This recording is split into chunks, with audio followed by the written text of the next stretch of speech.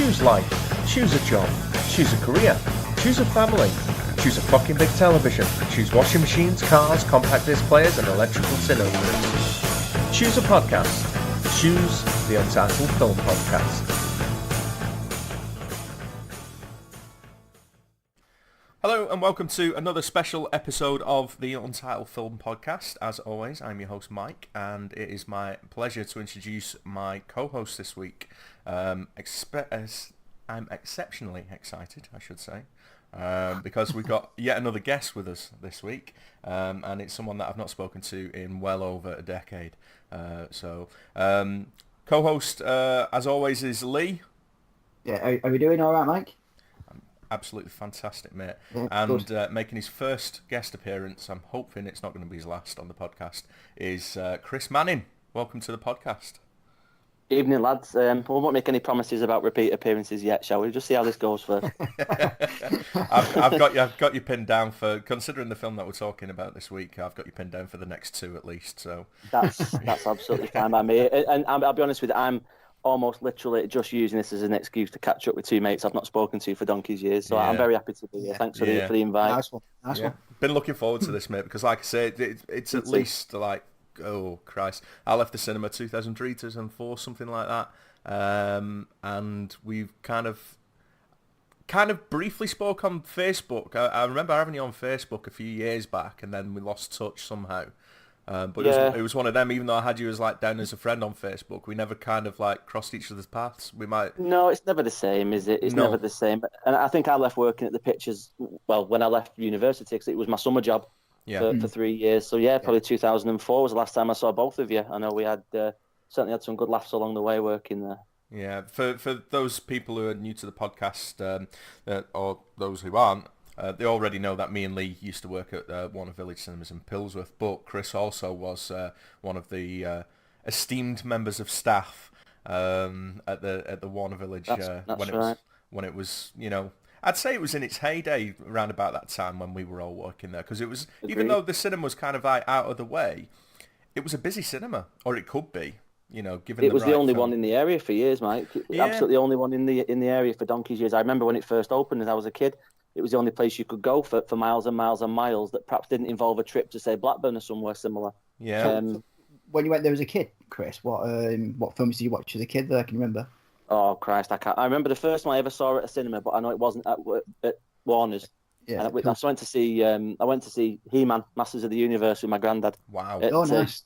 Unit 4 cinema in Warton, near Manchester. I'm not sure if you ever went there or not. It was a little 4-screen independent cinema that just sold cans of Coca-Cola and bags of Butterkist popcorn.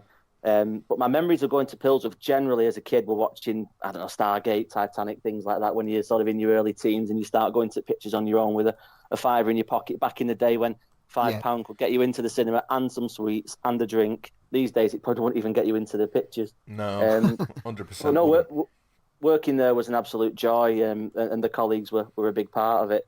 I've never forgotten the pep talk I got given by Tony, I think he was called, the projectionist, just towards the end of my time here, and he sort of summarised my years at the pictures with a succinct, you were very highly thought of once upon a time, which I think that was a bit of an insult, that. Once upon a time? I think he was maybe a reference to my sort of renegade approach to taking deliveries of pick and mix. Very much a kind of one for you, one for me kind of policy when it came to filling the hoppers up with those expensive sweets. Yeah. Oh, yeah. I think that was, considering how bad a job it was to be in pick and mix from 12 until 10 on a punishment Sunday. Shift. Yeah, it was the punishment shift. Basket and Robbins used to be the best, though, wasn't it? You used to sneak around the back, open the fridge up, and just go in with a spoon and just eat ice cream. Yeah. Well, you had to. They said that you had to taste them and stuff, so you knew what you were talking about. That's true. For reviews, yeah, of course. I think with the pick and mix, if you were doing a 12-10 on that, the only way to get a little bit of joy and get yourself through the day is just to go and help yourself into, you know, in the hoppers every now and then. Just as you're going around closing the lid doors and everything, you're just like, yep, I'll close that. But before I close it, I'll just have one just fell out into my mouth. I remember me and myself and Patrick. I see Patrick every now and then. Just when I go home, I tend to bump into him. It's a really weird, kind of funny sliding doors kind of connection we have. And him and I used to work often on taking deliveries and things like that, and things would often just fall off the back of the pallet accidentally. And you'd leave them. You'd think nothing of leaving a bag of sweets behind the bins, and then go picking him up 12 hours later, like as if the rats haven't been all over him or something. But it's fine. Yeah, fucking hell, the bins. So that place was absolutely horrific, wasn't it? That compactor that we had out the back. I used to love doing that. I used to chuck all sorts of stuff in, and you never knew who you'd bump into as well in those bins. Sometimes people who perhaps got a bit intimate during a screening and wanted to go and get a bit of privacy. The only place they could find it was in a pig in bin store. It was ridiculous. Yeah. Well, there was always cars parking up round that corner, wasn't there? That's right. Yeah, I remember watching them on CCTV from the old manager's office. Oh, you dirty dog. Oh, yeah. Didn't you catch a few people sometimes, mate, that went back at cinema? You kicked them out. One that sticks in my mind is when there was a guy jerking off at the back of screen 11. I don't think I want to know, but what was he watching? It was The Nutty Professor 2. And we've all been there. There was kids in there, so I was just kind of like, I can't deal with this. So I went upstairs, told Kath, who was the manager at the time, and ended off ringing the police, and I think he was escorted out of the building, kind of thing. But nice. Yeah, some weirdos would slide in every now and then. So it used to baffle me, the things that people would bring in to eat. I remember finding picnic hampers, obviously like bottles of wine, things like that. There'd just be all sorts of stuff, pizza boxes. But one question I meant to ask you guys, and I've been wanting to ask it since I listened to the pilot episode, since working at the pictures, and whenever you go back to the cinema these days with friends, family, whatever, do you eat cinema food or do you take your own?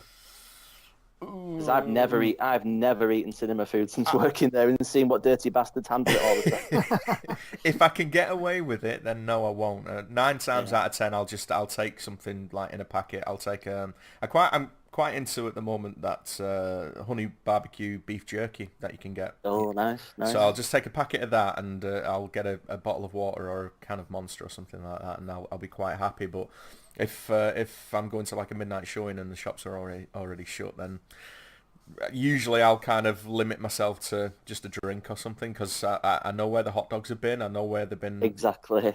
And the cinema I go to is the Cineworld in Bolton. And funny story. Do you remember Karen, who was the manager at Pillsworth? Lee doesn't remember her.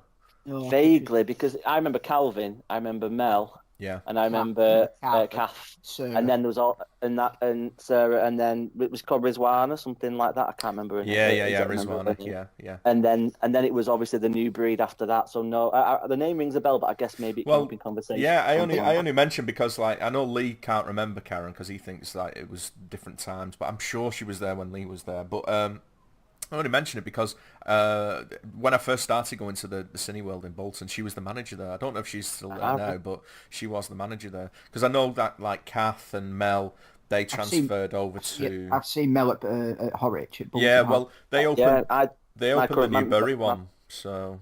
All right. Yeah, I took the wife out to a cinema before, when we just started going out together. Mel was the manager at the one in Preston. Right. Which has now been done up in all singing, all dancing, those nice reclining seats with there's a nice bar in there. You can get yourself a pint to take in the cinema. There's all kinds of things. Do you know what I miss about Pillsworth more than anything? Is the fact that it was a flat-seated cinema. Everyone had the same view, didn't they? Yeah, I never kind of like... I've never vibed with like stadium-seated cinema for some reason. But I think it was just something that set it apart from itself because the screens were so goddamn big. Just because... the seats weren't stacked on each other kind of thing. So with stadium seating, you don't need a big space because the seats are going up. So you've got the verticality there, so you can fit more people in a shorter space. Right. But with it was gloriously old-fashioned too, wasn't it, mate? Gloriously old-fashioned. I mean, even to the extent where I went to watch The Matrix when they got the old machine gun out of the helicopter in The Matrix and the floor would shake. It just... little things like that modern cinemas are a little bit too polished for me. It's not quite the same, because I remember going to things like the Unit 4 in Warden where it'd stop halfway through and the old lady would come out with the ice cream tray and offer you an ice cream that was half melted, things like that. That was part of the experience back in the day when you were a kid, wasn't it? Definitely. Yeah. That's what we mentioned on episode 1, wasn't it, Mike? About exactly. When I was a kid and you just come around. That was a part of the experience back then, and they just don't do it anymore. I used to like going to the Great Northern Cinema in Manchester when I worked in the city centre, because that was an old theatre-style cinema. Obviously, it was no nothing like. I've not been there probably for 10 years. I don't know what it's like these days. But I love that cinema because it had the curtains, it had the theatricality of the venue. All of that I thought contributed to the experience of actually being there. To sit down for a couple of hours and watch some, A-Team or Avatar, God knows what it was I was watching back then. But Yeah. to see the films in that sort of context, even in the modern context, it was only 10 years ago. It was really refreshing compared to how sterile some of the modern ones can be. Yeah, I think we were quite lucky in a way because we worked at a cinema, and it broke my heart when I drove past there when they were knocking it down, mate. It absolutely broke my heart. But we were, I see it as we were quite lucky because I think that was one of the even though it was a multiplex and it was kind of like ushering in the new kind of experience of like what cinema going was going to be because it was all glass fronted and it was a multiplex, it was a 12 screener and all this kind of stuff. It was the kind of like the first of the new breed of cinemas which have obviously revolved into what we got now, but we still had the old touches. We still had like analog film projectors. Do you know what I mean? Yeah. So when there was fuck all happening, you could easily just go upstairs and waste half an hour just walking through. There was something nice about even though it was loud as shit, there was something nice about walking through the projection booths and seeing the projectors running, and you could go and have a look at the portal and you could look at the people watching the films and all this kind. There was just something nice about it, just seeing behind the scenes. Yeah. And then there were some other things that weren't so nice about seeing behind the scenes, like, getting back to the hot dogs and seeing what certain people used to do with them. So, there's good and bad in everything. When you see behind the curtain, there's good and bad in anything like that. And that cheese sauce as well, Chris. Remember you used to always make that, didn't you? Well, what can I say? I still maintain that's the stuff I've led. That was my greatest legacy. That my two children, obviously, part of that. But the cheese sauce I invented by mixing the water from the jalapeno tin with the cheese. Just, I should have gone MasterChef with that, and I could have just done it every single week, and I'm guaranteed I would have gone through. I remember every single week. Kath was public enemy #1 when she came and said we can't do that anymore. Yeah, I was just like, but why? What they don't know can never hurt him, did it? No, they were never down there anyway on prep worthy. They were always too busy upstairs drinking coffee and pretending to do fucking paperwork.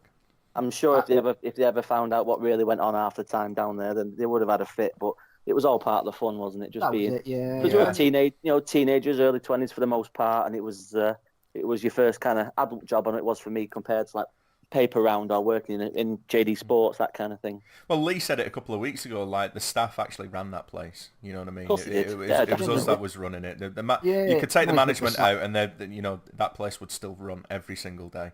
So That's it. They were just sat upstairs having cups of coffee, weren't they, and brews and stuff like that. You know what I mean? It was us, wasn't it? The supervisors and then beneath us, like the staff who ran it. That was the thing. Hey Chris, do you remember Lee brought him up the other day? Do you remember Jim, the old fella that used to work there? Of course I do. Yeah, Lee and Jim were you and Jim were like a tag team. You were inseparable. Yeah, he was a fucking legend, Jim, wasn't he? He was a great guy. Chris, Have you ever heard of him these days? No, I've never heard anything. No. Oh, that's a shame. He was always a really nice guy. Yeah, I mean, he was. What was he? He must have been in his I'd 50s say he was. back then. I'd say he was in his 60s then. Yeah, you know what I mean. I'm sure he told me once. Sorry, Lee, go on. I was going to say he had heart problems, didn't he, back then? Didn't he have a stroke or something like that? I'm sure he told me that he had to quit full-time work, and that was the only thing that he could do, really, because he wanted to.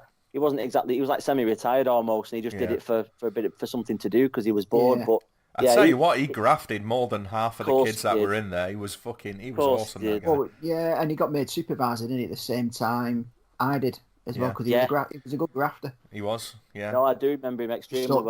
Just hope he's doing all right. I hope so. Yeah, I mean, if anyone is out there listening to this podcast who has any connections to like the old Warner Village Cinema at Pillsbury. What was his surname? It was Jim. It was Hardman. Jim Hardman. Jim Hardman, yeah. If anyone knows how Jim Hardman's doing, then put us in contact because I'd love to have him on the podcast and just pick his brains about it. So I hope he's still around. I wonder what he thought of being at that age of just working with all these spotty teenagers with high-pitched voices who were generally halfway between dossing around and just not doing anything at all. Well, I remember when he first started, he was a little bit apprehensive because you would be, at that age coming in, and he knew he was coming. The age of everyone. Yeah, he knew he was coming into a job where everyone was, much younger than him, and it was essentially a bottom of the rung kind of job, wasn't it? Starting at the bottom kind of thing. And he knew that, but he had no kind of pretensions to actually doing anything because, like you said, he had heart problems, and it was just something that he was doing to keep himself active so he wouldn't go fucking stir crazy at home. Yeah. Bless him. Uh, Can I also make a confession as well for someone that used to work there in the past? His name was Richard. I don't know what his surname was, but I'm sorry, mate. I've still got your copy of City on Fire at my mum's house in VHS. I think I borrowed it. Is I it the borrowed it in colour about. lad? Yeah, I borrowed it in 2002, mate, and I'll give it you back one day if I ever bump into you again. But I've still got your copy of City on Fire, mate. I think he lent me a copy of like the Uritsuki Dojo saga Yeah, because he was banging That's into it. all that kind of stuff. He loved it, didn't he? Same with me as well. That Legend of the Overfeed with it or something. Yeah. So There's a story of Ricky as well. Ricky, he lent me that on VHS. That was an experience. yeah. Do you remember Claire, Chris, who used to be on the concession? Of course, She used to absolutely, yeah. always ripping boxes up. She, That would just be She used like, to you get just turn around, she's just ripping bloody boxes up all day. she lived near me when I lived at my mum and dad's, and so when we used to get the taxis home at night, which was an experience on its own, she was always dropped off second to last. I was always dropped off last, no matter where we ended up going, because I lived closest to the depot. And so he used to start off in Bury, go to Manchester, go to Salford, go to Bolton, go to Leigh, go wherever it was, and end up back in Bury about 4 hours later when I could have walked home quicker. And it was the best thing ever when Steve Smith finally got a car, so I could get a lift off him, and I stopped having to get in the taxis at 2 o'clock in the morning. Yeah, Steve Smith. Yeah, There's another one. Yeah. I'll so- get another Funny story. Funny story. Sorry, Lee, to interrupt. I went to watch Infinity War in Bury in the new cinema, and it was a completely empty cinema. And I swear, this guy and this woman came and sat next to me and my missus, and I said to her, "You come sit next to us," and all empty. And it was Steve Smith and his wife, just completely out of the blue, out of nowhere. Wow. And we just sat next to him. We were just chatting for 2.5 hours. It was brilliant. How long did it take you before you realised it was him? Oh no, 10 seconds. I recognised him anywhere. Me and him were dead pally. Right. And Dave Swift and Andy Hoyle and people like that were always dead pally. And it was just I was just going to say, he's a listener to the show as well. brilliant. Well, it was an absolute cracking experience to even just to catch up on a short basis. So it's funny, isn't it, how you can bump into people all these years later, because it is the best part of 15 years ago, I guess. Yeah. Christ, feel old. I was just going to say that. It makes me feel old now. Anyway, enough with the reminiscing, because I am literally feeling like an old fart here. I'm just gonna say ask Chris one more thing as well. Chris, Remember back in the day when we went our night out into Leigh? Do you remember that one? You're talking about Barbarella's? Yeah. I've still got the mental scars, mate. Yeah, hey, you know what? That's one way of describing it. I remember the start of the night, Mike. Just to picture this in a desolate, empty bar in Leigh with Peaky and I, and we'd gone out and we'd had a couple of pints and what have you. And there was a group of girls on the other side of the room, and we just sort of like, smiling and nodding and that kind of thing as you do when you're like 18, 19, 20, whatever. And one of the girls comes over in proper high school fashion to Peaky, "My mate fancies you," and then he left me on his own for about 10 minutes while he went off and copped off with this girl. And I sat there nursing a pint like an absolute. I don't remember that. I remember winning Barbarella's and some girl came over and I remember being tall or something like that. And didn't she want to take you back to a car or something like that? She said, "No, that's right." She said that you can't come back to my place tonight because my mum and dad are at home. I thought, right, well, that's a classic to start with anyway. But if you want me, I've got keys to my mate's car outside, so we can go out there if you want. I was like, well, thanks very much. I really appreciate it, but I'm stopping at my mate's house. I was scared to death. She was absolutely about 6'6". Yeah, she was tall. But didn't we? I can't remember if it was before we went out or after we went out, and we got back in at night. I'm not sure, but didn't we watch Judgment Day 2001? Was it wrestling? We absolutely did. Did. And every time I see any old wrestling, Judgment Day, that kind of era, it reminds me of that. And it just some absolutely brilliant memories of just being completely carefree at that age and having no commitments or concerns apart from your next half-hour shift at the pitches, which might be whenever, and just having a proper laugh in every circumstance. Even Mike, when it had come to the end of the night.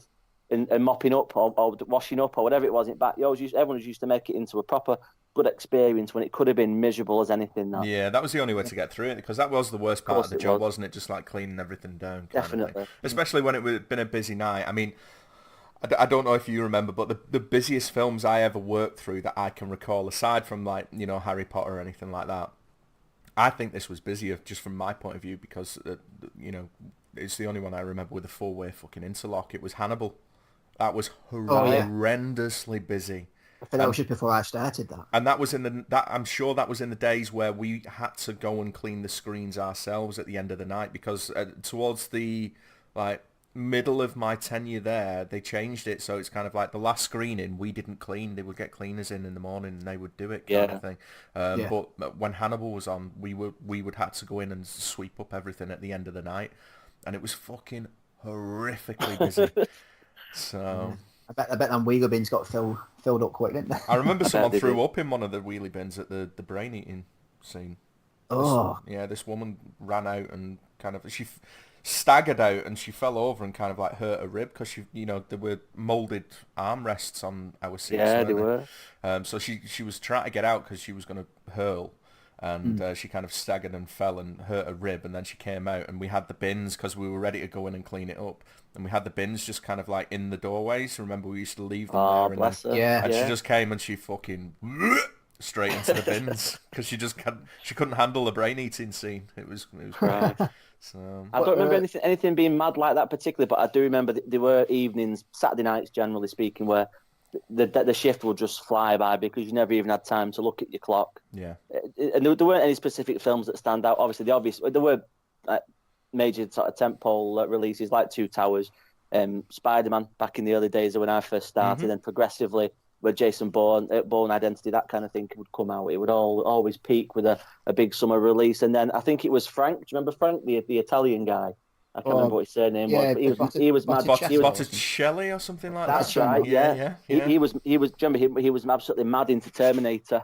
And when T3 came out as well, I remember him just going crazy about all the standees, all the posters. It was all they ever spoke about. He's another one that I was friendly with him on Facebook. We used to talk quite a lot, and I just lost contact with him. Is he still on Facebook? Because he used to be on.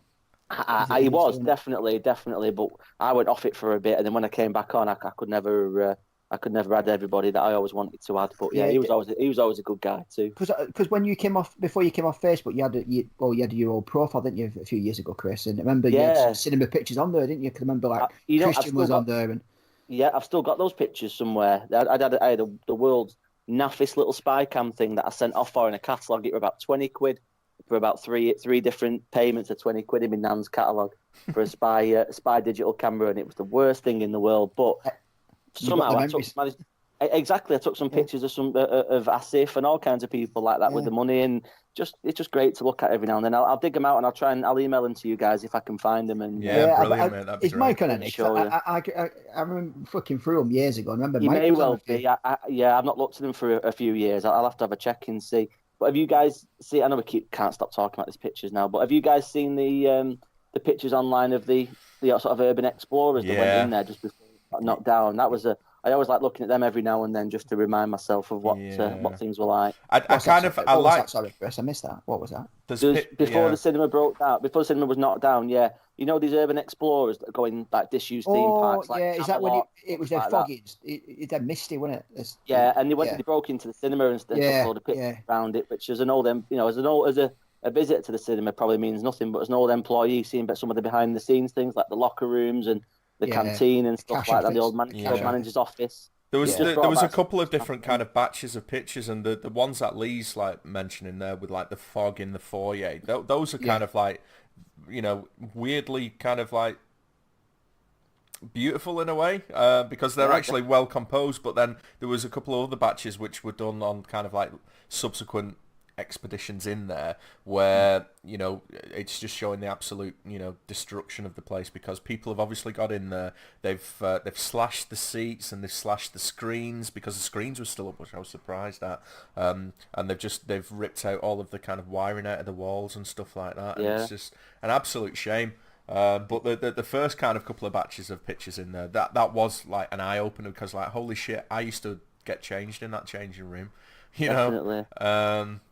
I've had some weird encounters with certain members of staff in that changing room, telling them that they have to improve the body odour and all that kind of stuff. Was it Phil? God, Was Phil? I don't want to name and shame, but Phil. Well, no surnames on the podcast, just in case. Another thing as well, Chris. Do you remember when you met Den Perry from Phoenix Nights, and you ran over to him? Photograph? I remember that. Yeah. Den Perry was there, and there's all sorts of. I remember telling Gary Neville to take his feet off the chair once, and all kinds of things like that. There's daft little things that. Were you there when Michelle Marsh came in one night? No, I don't remember Oh. that. I remember who else I think I saw. Fizz from Coronation Street. That was Yeah, I saw that. another mega celebrity, obviously. Des Barnes I from had a Coronation Street. memory of being in the back of a screen when one of the Lord of the Rings films was on with you, and I'm thinking it probably wasn't you now, but I'm sure it was. And we were there, and there was this old guy with a couple of kids that looked like his grandkids, and he had a beard and all this kind of stuff. And we I looked remember at him. exactly. I remember it was me, and I know exactly where you're going with this because Yeah. I even to my friends who like Lord of the Rings, I still tell them every now and then when Theoden came into the cinema to watch it. Yeah, because we both looked at each other, and then Yeah. we looked up at the fucking screen, and we were like, "Holy shit, that's Bernard Hill!" That's right. I remember it was me. I remember it really, Right, really clearly. okay. Because Fantastic.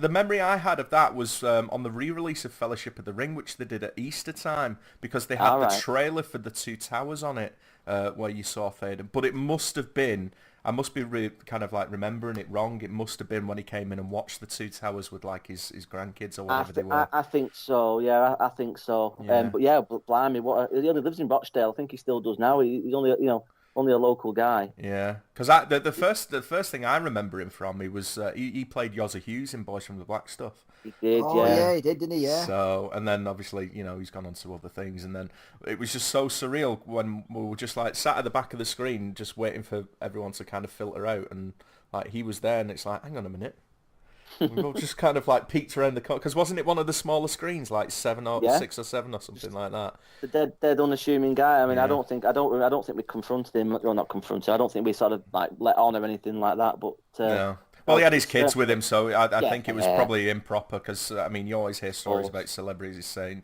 they don't want to be approached when they've got kids with them and stuff like that, but it was just kind of like, we knew, and that was enough. Yeah, 100%, yeah. So I'm glad that I kind of cleared that up, because it was always a memory that I've had that was foggy.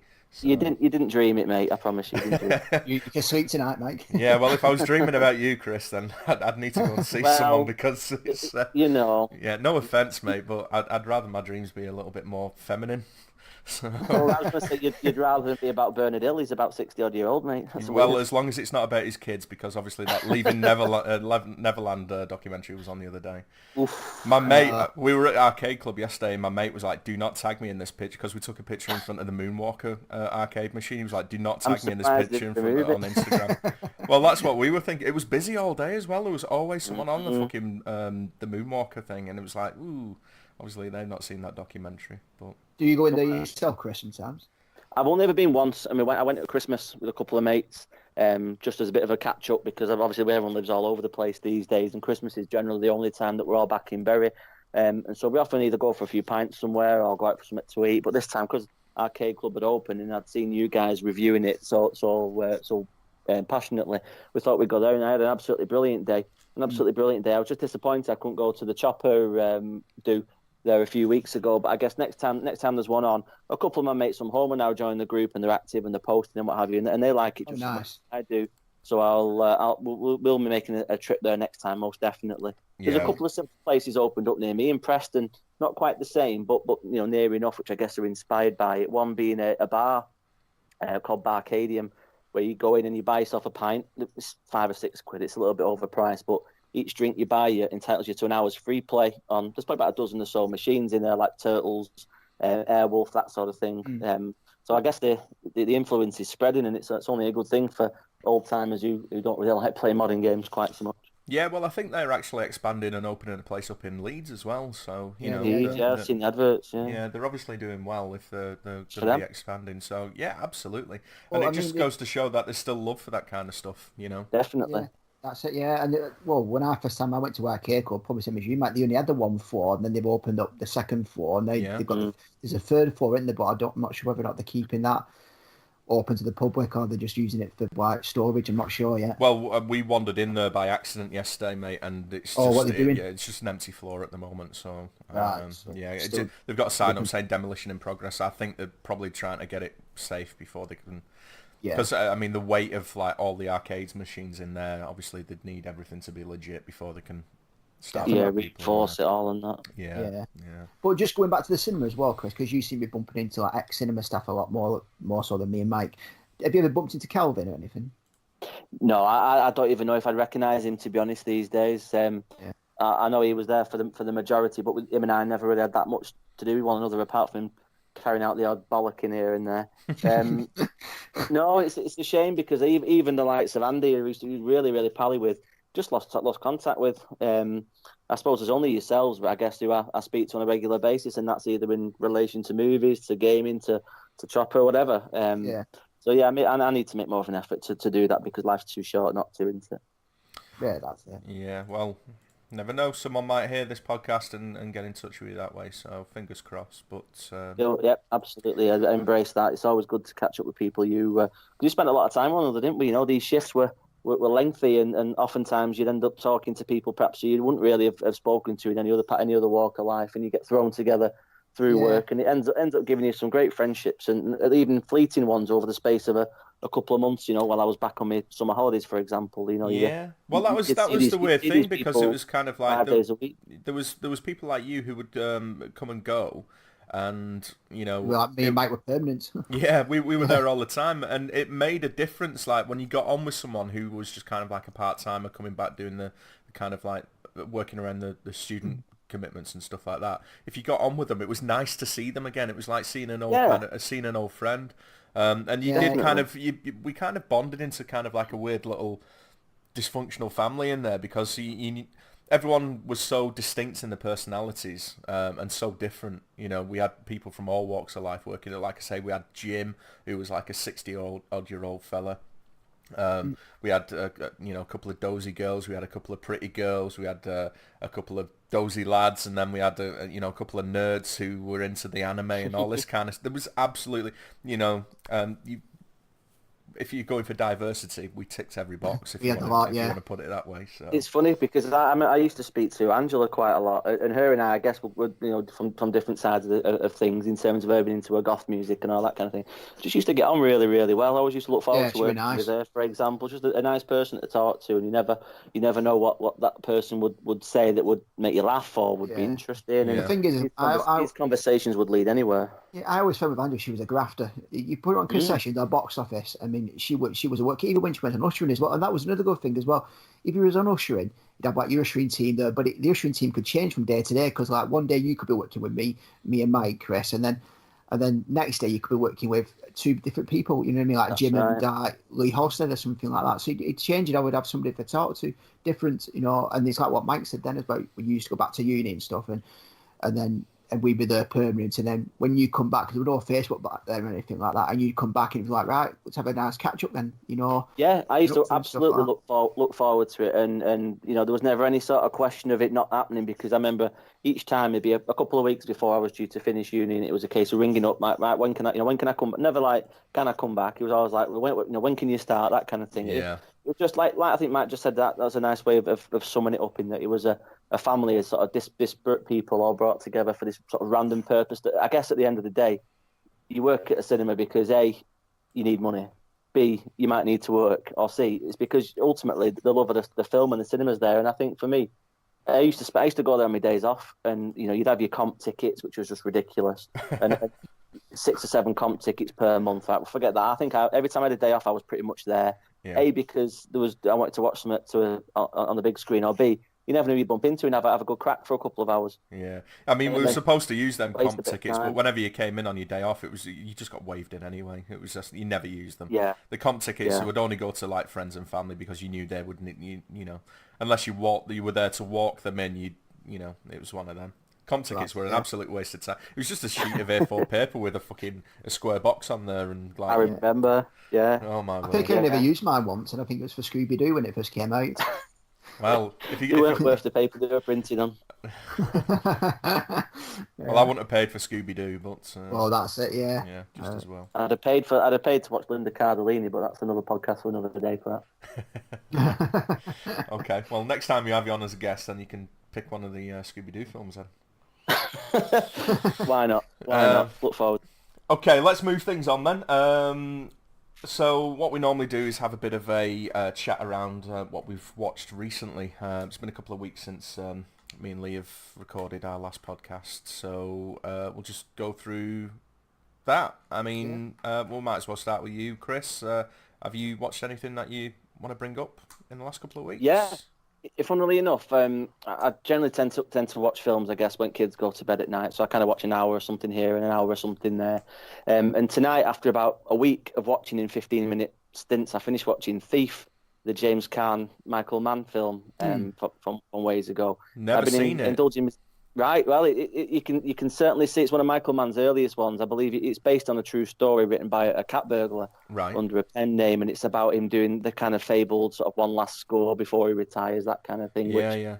As always, they never quite go to plan. And I always find James Caan fascinating. Ever since I saw Misery before I saw Godfather and Godfather Part 2, and so James Caan was always a really interesting actor. I always found that from back in the day.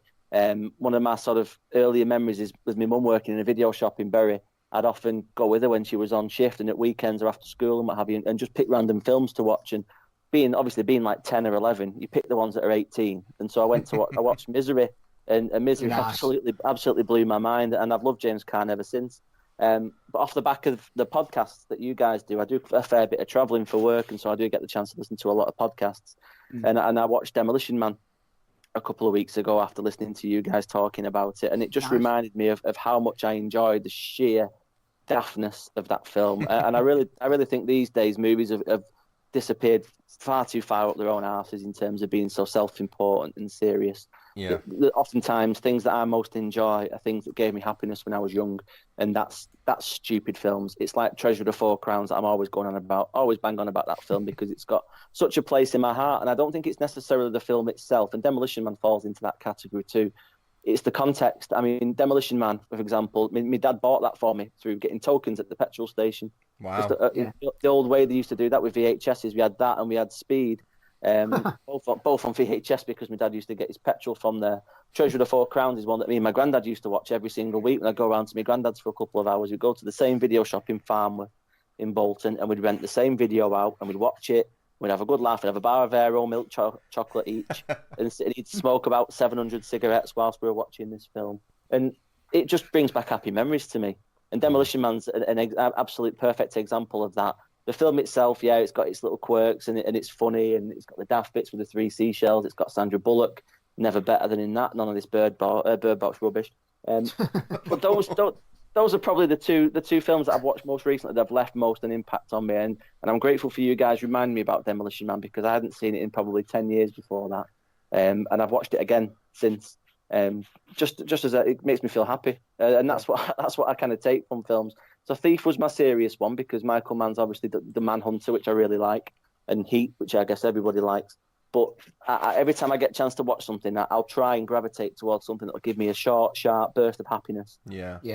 Be it Demolition Man, be it Nicolas Cage's Wicker Man, anything like that. I can just bung it on. God. I can bung it on, do something in the background, not worry about the bees, and just live my life and be peaceful. I'd tell you what, mate. I was wondering how long it would be before we got a Nicolas Cage reference on the podcast, and we've done well. We've managed to get to 38 minutes before. That's good. I've really been trying hard, you see, because I get told quite a lot that it's a bit unhealthy. But I just find him a very, very interesting actor who does things that not many actors do these days. And I guess in the sort of homogenized world of acting these days, there's not really anyone trying to be brave, trying to be daring, trying to be different. It's all Ryan Gosling being the same in everything. It's all Tom Hanks being the same in everything. Yeah. So give me a bit of Cage-induced madness any day. I get what you're saying though, because the good thing about Cage is like he makes a choice and he commits to it, doesn't he? Absolutely. So... He's not afraid of making himself look daft and trying something different. And I recommend you boys both, if you've not seen Mandy yet, flipping it. Well, I was just about to ask your thoughts on that because obviously I recommended it a couple of months ago to Andy from Get to the Chopper, and he didn't like it at all. Which I can understand that because it is very, very, very sort of avant-garde and different and all the psychedelic madness that goes on. But I think if you kind of go in there with a bit of an understanding about what because I've done a bit of reading in advance like I always do, and I always hate myself for finding these things out in advance, but I've done a bit of reading. And I guess I was sort of semi-prepared for just how bonkers it might be. And then it ended up exceeding that expectation anyway. And I just think that there's not many actors out there who have the sort of diversity of work, I guess the breadth of his work as well, because he's got these debts to pay. He's not going to stop working anytime soon. No. But I just find him a really engaging actor. And there's not many people these days that I can, when a film of his is on the screen, even all the way back to the 80s stuff, I find it very hard to stop watching him.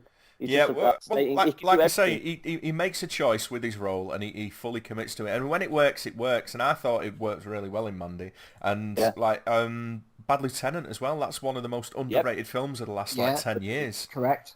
And I don't think that got enough love. I just don't think it was pushed enough, and people just don't seem to have stumbled across it. But it's a genuinely really kind of dirty, gritty, realistic kind of film. Totally is. You just reminded me of another one that I watched recently. I watched because obviously Werner Herzog did Bad Lieutenant. He's one of my favourite directors of all time. In fact, he probably is in the top 3. I watched Grizzly Man as well a few weeks ago, so not a feature film as such, but a feature length film I would maybe call it. And anything that Herzog does, I generally watch. Nosferatu being probably my favourite one, but Fitzcarraldo as well, Wrath of God, Aguirre. I like films that make you think. And whilst I've mentioned before about the feeling of happiness that they provide, I also enjoy things that are a little bit outside the box as well. Maybe that's where my kind of semi-tongue-in-cheek adoration of Nicolas Cage comes from, is the fact that it gives you get something different, and obviously people who like the likes of La La Land, the Tom Hanks canon of films, by all means, everyone's different, like what you like, but I maybe seek my entertainment in elsewhere, I guess. Well, this is it. We're all shaped by different experiences, so what we take away from any one film is going to be different to what someone else takes away from it. And so, you mentioned La La Land there. I hate musicals, but I enjoyed it, and I didn't expect to in a weird way. I just thought the kind of the bittersweet ending really kind of spoke to me for some fucking reason. And take Gosling out of the equation, and whether or not you like him, whatever. But there was so much to not like about that film, because I didn't like Whiplash. Damien Chazelle's first. I didn't like that. I just couldn't connect to it. I thought it was really awkward and kind of hard to get into. I don't like. It treads that fine line, doesn't it? I can completely see where you're coming from there. It treads a fine line between being entertainment and kind of almost being torture porn, I guess, to an extent. Yeah, and I don't like. Is it Miles Teller? I couldn't find my way into that film through him for some reason, and I was kind of. I can see that. It was a difficult film for me, but I like La La Land, and I was like, holy shit, I can't believe I'm actually getting quite emotional on this kind of stuff. But it is weird how you kind of respond to some films and not others. So. And what else I was going to say? Oh, Werner Herzog. I was pleasantly surprised to see him pop up in Jack Reacher. Yeah, just out of nowhere, wasn't he? I like how he does sort of pick the weird things every now and then. And I don't just mean his own kind of like Rescue Dawn, for example. Just out of nowhere, apropos nothing, out of nowhere, you've got a Christian Bale and a Timothy Zahn featured Vietnam rescue films directed by the guy that did Grizzly Man. Yeah, it's brilliant. It's brilliant, and that's why I think there's always something in his films. Thief. That's a hard recommendation, isn't it? Well, it is to an extent. I mean, it's very much of its time. There's certainly questionable. Because it's just been re-released, and that's why I was kind of like, yeah, I'm sure. I just saw the Blu-ray had been re-released or something like that. So, well, I think I think it's either 1987 or 1988 it came out, or 1978 maybe. I'm going to get my dates wrong. So it's before Misery then.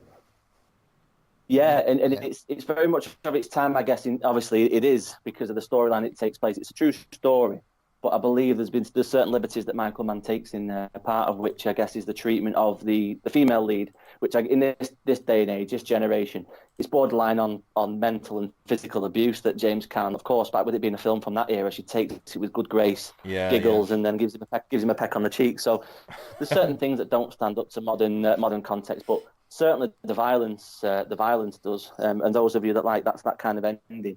Yeah, 1981. So it's been on my list of things to catch, but it's one of those because it is kind of like something that flies under the radar. I'm a fan of Michael Mann. Yeah. But it's just something that I've never got around to watching, even though... It's on Netflix now, so there's no excuse, mate. No excuse. That might have been where I've seen it then, because I saw it pop up on something. I was like, oh, I've got to check that out. It's one of 10,000 films on my Netflix list. Well, 10,999 films now, I suppose. Awesome. I will check that out based on your recommendation and get back to you. Any TV shows or anything you've been watching? Well, I'm a big fan of the DC output of Flash, Arrow, Supergirl, Legends of Tomorrow. So with the recent news that Arrow's been cancelled, I've been doing my best to catch up on that because I fell out with it for 6 months or so, despite what I've just said. So it's one of those things where me and my missus watch them together, and while there's a proliferation of other things that she might like to watch, we kind of go through little spells of watching things. Like we might watch an entire series of Arrow in a week and then not watch it for 6 months and then watch another one. Same with The Flash and Legends and Supergirl and so on. So most of my TV output, I guess, these days is restricted to the time I have, and I probably generally choose to watch a movie rather than a TV show. But unless you count Monday Night Raw as a TV show, in which case I watch that every week. I've found it. I'll be honest. I found it difficult to get into like those kind of shows because I tried my best with Legends of Tomorrow. Couldn't really dig that. I think the scope and ambition of the show outweighs the budget and the ability to actually capture it. I agree. I agree. So I gave that kind of like halfway through the first season. I was kind of like, this isn't capturing me. Because I always, whenever I start watching a TV show, if it's kind of like a long run, like a full season of 22 or whatever, I'll give it at least 5 or 6 episodes to see if it's going to drag me in. And if it's not got me by those episodes, then I know it's not going to get me. I did that with the Wire, and I lasted. I didn't like it after 5 or 6 episodes. For one, I could barely understand what anyone was saying, and for two, I just didn't connect to it whatsoever. But I persevered because a lot of the reviews I'd read said give it 10, give it 12 episodes, and then the Wire. That's probably a TV series that I watch out in its entirety, at least at once every 12 months. Such was the impact on me that show had. I found absolutely brilliant. The first season really difficult to get into, and I've not gone back to anything after that. So it was one of those that fell by the wayside. So. It's definitely dense, but I found it rewarding most definitely. And same for kind of like The Flash. I mean, I watched the first 2 seasons of The Flash, and I was kind of like, and same with Arrow. I think I got up to like season 3 or maybe 4 of Arrow, and I was kind of like, the problem I have with those. The problem I have with those kind of shows is kind of, they're 22 episodes long, invariably for a full kind of like order, and they drag the arc out far too long. It's kind of like agreed. It's twice as long as it needs to be. Yeah, and I think Marvel, with the Netflix shows that they've done, even though I've slated them for doing like a 13-episode kind of run on everything, Daredevil, Punisher, Jessica Jones, whatever, I think they were all kind of like 3 episodes too long. I think they should have been a 10-episode run. And I think for like a superhero show, a 10-episode run for a season is about right. Because when you've got 22 episodes, you going nowhere. You're just creating drama, and not very interesting drama for the sake of padding out, 22 episodes. Yeah, and that's why I think Arrow's definitely done that. Yeah, Arrow's definitely done that because you start having Team Arrow. So all of a sudden, this terrible secret that you must maintain at all costs becomes a secret they'll quite happily tell 10 people in an episode because he needs a bigger team. But sometimes they have moments in there that really capture, like on The Flash, for example. I like The Flash, but not necessarily for the action that I like in Arrow. I like Flash because I like the sort of humanity, the characters that are in his team with Cisco and Joe and Caitlin and people like that. I found that the some of the parts was maybe greater than everything else in The Flash. Yeah, it certainly kept me watching because I was interested in the backstories. Whereas on Arrow, I don't particularly give a shit about any of the side characters. I just live for the odd memory of the odd mention, of Wayne Enterprises, which is much the reason why I enjoyed Titans, because it gave me that. It's probably a show written for DC nerds by DC nerds, and so you get the little Easter eggs in there that maybe wouldn't twig with a lot of people when they mention, I don't know, Hugo Strange in episode 1, and you get a little tingle. It's like I remember when watching the Marvel films and they first mentioned Stephen Strange, and I kind of gripped the missus' wrist. She's like, "What are you doing that for, you idiot? Let go." You're like, holy shit, Stephen Strange is in this universe. He's coming soon. Yeah. It's like, who the hell Stephen Strange? Like, oh God, I'll tell you when we get home. And it's like, don't tell me. You'll find out. Leave me alone. Okay, what about yourself, Lee? What have you seen since we last did the podcast? I've seen... well, we'll get to it anyway. So I've rewatched Fellowship of the Rings for this episode as well. It's been a few years, good few years. It's been like 8 to 9 years since I've actually watched that. So it's been nice to sit down and rewatch that again. We're going to talk about that anyway, so I won't go into detail about that. So after that, I watched A Quiet Place as well, or Quiet Place, whatever it's called. Yep. Really enjoyed it. I thought it was kind of... Well, I enjoyed it to a part where you found out the monsters, and then I thought, well, you've kind of seen these creatures a little bit before in other films, you know. Not to say I didn't enjoy it, because I did enjoy it. Give it a thumbs up. But it kind of reminded me a bit of the game The Last of Us as well. I think the main character in that had the beard, and he just reminded me. So I'm not sure whether or not they took inspiration from the game, but like because he had a look at Logan as well, like Wolverine in the Logan film, with his beard and stuff like that. I'm not sure if you guys thought that yourself. They took inspiration from that, maybe just the look of the main character from Last of Us. Yeah, maybe, or maybe Possibly. Emily Blunt just likes John Krasinski with a beard. Yeah.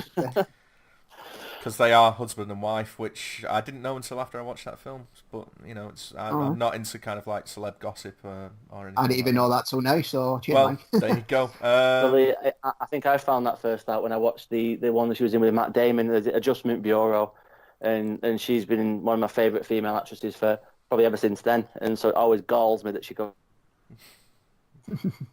Have we lost him? Is he gone? Are you there, mate? Yeah, Chris? I'm still here. Yeah, you're still here. Yeah. He's vanished. He's thinking of Stephen Strange. That's what it is. Okay, technical issues there, but we've got Chris back on the line, so we can continue. Lee was talking about A Quiet Place. Yeah. I mean, what did you think of the Mate yourself? Because you've obviously seen it. I enjoyed it. I enjoyed it from kind of like the whole, sound design and, It was different, wasn't it? Yeah. Yeah, you're not allowed to make any noises or anything like that. I kind of see your point about when you see the creatures. The creatures, yeah, they are kind of shown, and although the design of the creatures I thought was actually quite interesting compared to some other, cinematic monsters that we've had recently, I thought it was quite interesting. It was just a case of they were more effective when they weren't on screen, and I think it's always a case of if you're going to have a monster, do it practical, because that was one of the things that bugged me about it. It's kind of like, I'm not feeling the CG in this. If you're going to have a monster, then do it practical, because it's not going to look that great. And you've done so well in the setup and the premise of the film up until this point, and now it's just kind of a generic CG fucking monster thing. And it happens so many times, doesn't it? Where the sort of show don't tell, I guess, is a maxim to follow when it comes to all the way back to Jaws, I guess.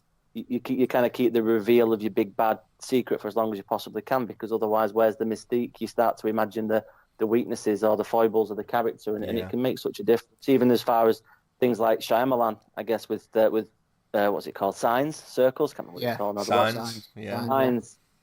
Great, very very captivating up until you see these gangly 8-foot alien knobheads walking around the field, and you just think that just looks stupid, and it completely takes you out of the movie. And I enjoyed Quiet Place until the exact same point that you've just mentioned, and I thought the physicality of the enemy was introduced in the right way, and the threat that they posed. But ultimately, when you saw them in reality, in inverted commas, just took away all the horror and all the suspense, and you just ended up giggling and sort of painted, like seeing new texture and that kind of thing on your phone. Yeah, that's what I like, basically. I think, like you said, mate, they've done all the hard work, haven't they? They've set the story, set the characters up, and then you're right, everything's spot on with that. And then when it got to the monsters, the creatures, you were just like, oh no, just a bit dodgy CGI. They kept it practical, it would have.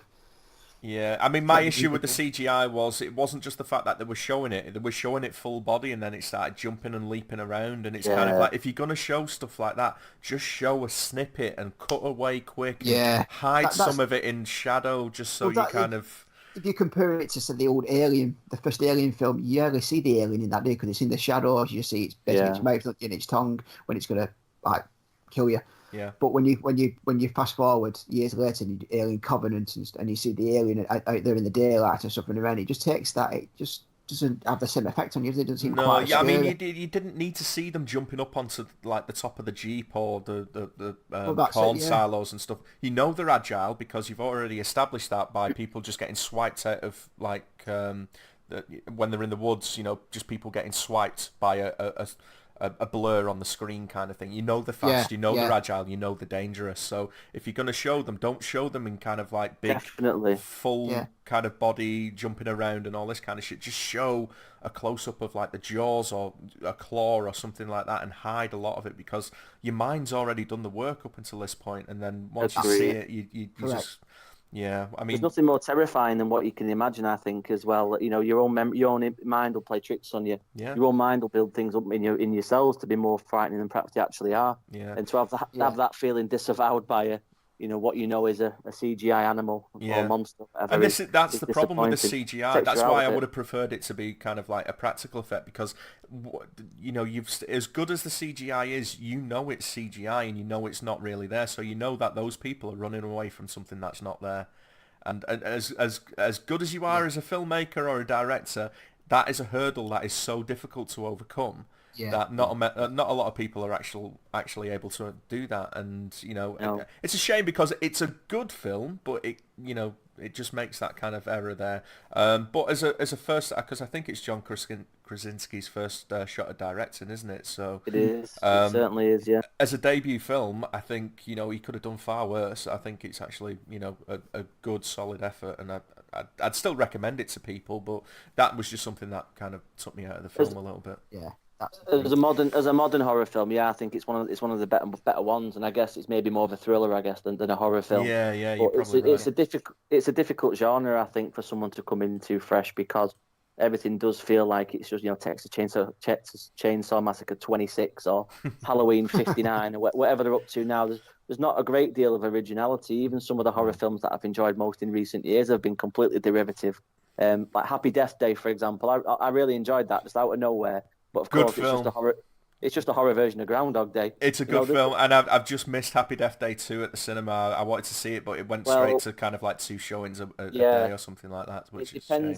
It depends on your moral outlook, but for those of us of a less sort of interesting moral standpoint, it's out on the dodgy box nowadays, mate. It's leaked out in full glorious 1080p, so I shall maybe watch that at some point. I didn't know it was out, but I'll take a look for that now. But yeah, thanks. But you didn't hear that. You didn't hear that from me. Obviously, I read it on some Facebook. Allegedly, everything we hear on here is just allegedly, anyway. So. Indeed. Anything else that you've seen, Lee? Yeah, Spider-Man, Spider-Verse. Into the Spider-Verse. What a film! Yeah, I watched that last night. Well, I fell asleep watching it because I was knackered. I was watching it till like half midnight or something like that. So I've got about 20 minutes of it to watch, which after recording this, I'll probably get back to that and just finish that off, polish it off, and get that watched. And another Nicolas Cage film, Lee. Yeah. I know, yeah, it was a nice surprise, but I already knew that. Where I go, the wind follows. Mike mentioned it the other week that he'd already seen Spider-Man, so he already gave me the heads up with that Nicolas Cage in it. But yeah, really enjoyed it. It's had positive reviews anyway, so I knew what to expect. And I'm a Spider-Man nerd anyway, like the comics and the previous movies and the TV series as well, underrated. Well, bit forgotten about now, the animated series from 1990. That was when I picked that up on DVD years ago. I think they were releasing a DVD a month or something like that, and I was buying them all. And just every time I watched it, watched an episode, and the next night I watched another episode, and then okay, well, I'll order the DVD for next month, and that'll come out, and it was the same again.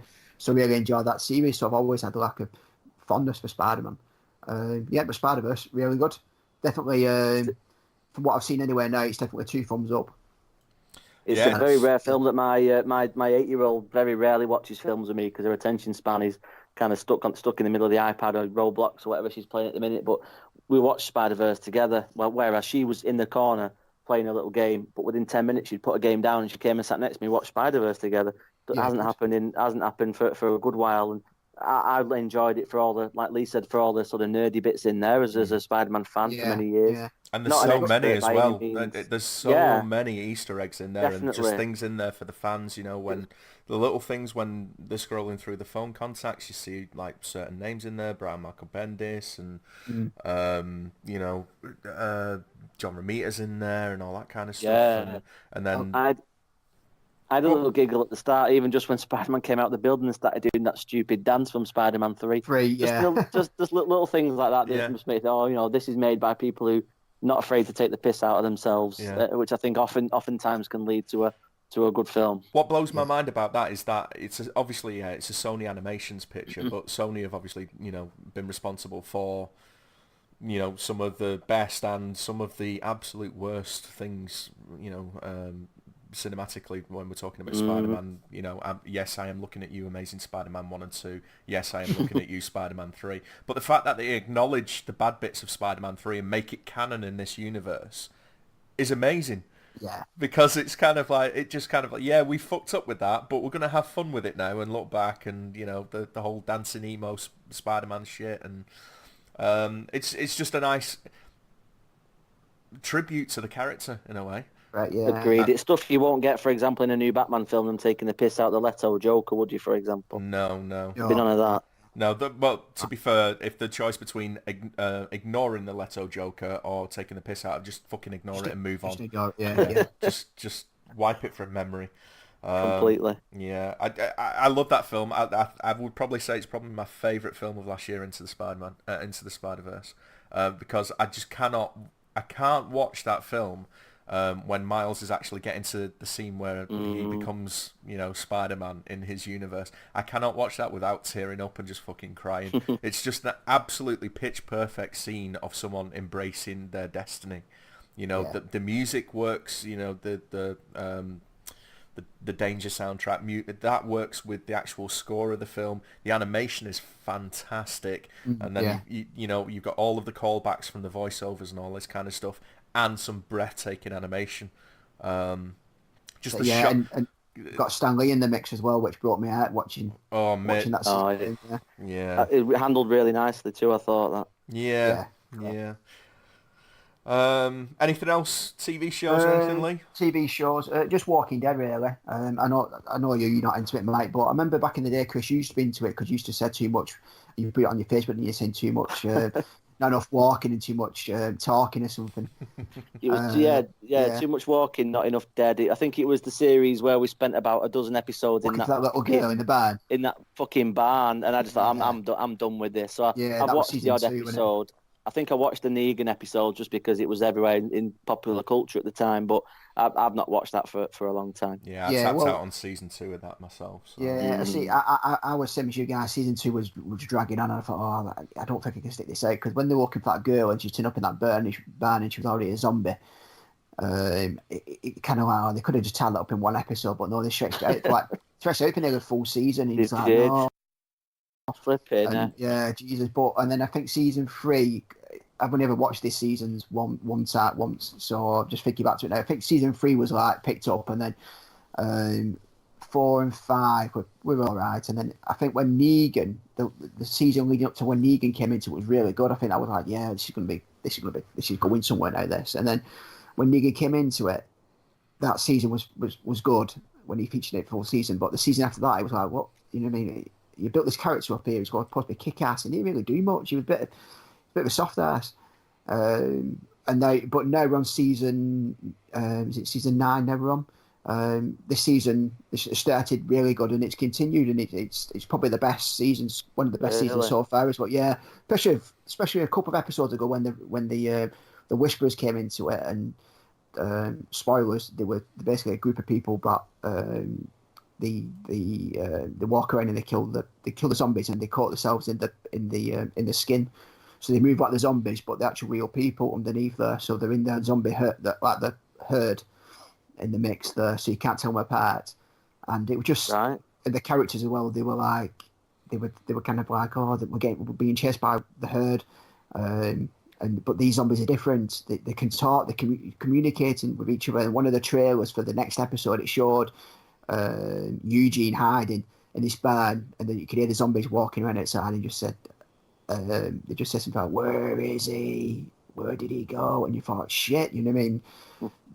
Just something different. The zombies were communicating, but later on you found out that it was people dressed up as zombies, but they were in the mix with the zombies as well. Like, so that was like good horror, back to horror roots, I'd say, really, for the series, which was really nice. And but I've just been watching that, loving it this season. It's kind of like picked up a little bit now. I think from the previous couple of said the last 2 seasons, what been pretty average, but this season's been really, really good. I know they've changed writers and whatever a few times over the last couple of seasons, but I think whoever's doing it now, he seems to be taking it the right way.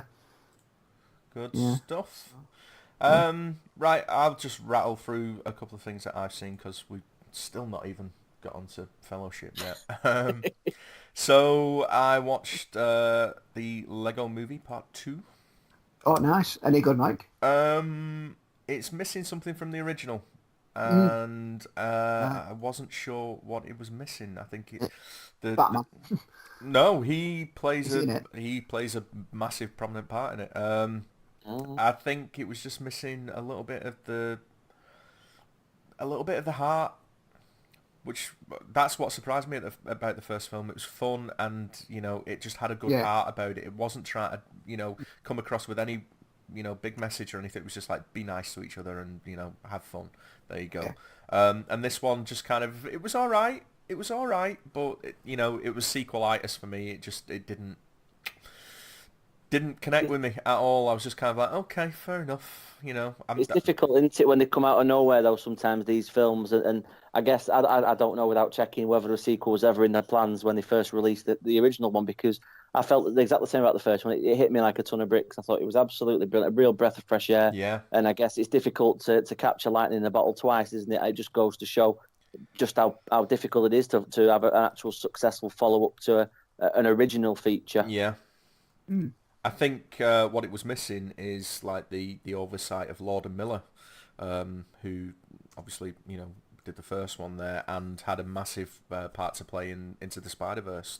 Those guys are on a roll, and I'm not sure kind of how much of a backseat they took for the Lego Movie 2, but it feels like they weren't there for it as they were with the first one. So yeah, there's a disconnect for me on that one. But I wasn't a fan of the Lego Batman film, and the Ninjago fucking, I don't know what it's called. That Ninjago. Yeah, that one. I wasn't a fan of those. So yeah, maybe I should just stick to the first one and ignore any that come after the fact. I'd love to have seen the two of them on their take on Solo, which we obviously never got to see. I know. Solo obviously it was what it was. I quite enjoyed it for my own part. I didn't think it was bad. I just thought it was just not necessary. No, it was kind of like... I agree. I can see where you're coming from there. There were certainly parts of it that they kind of set up.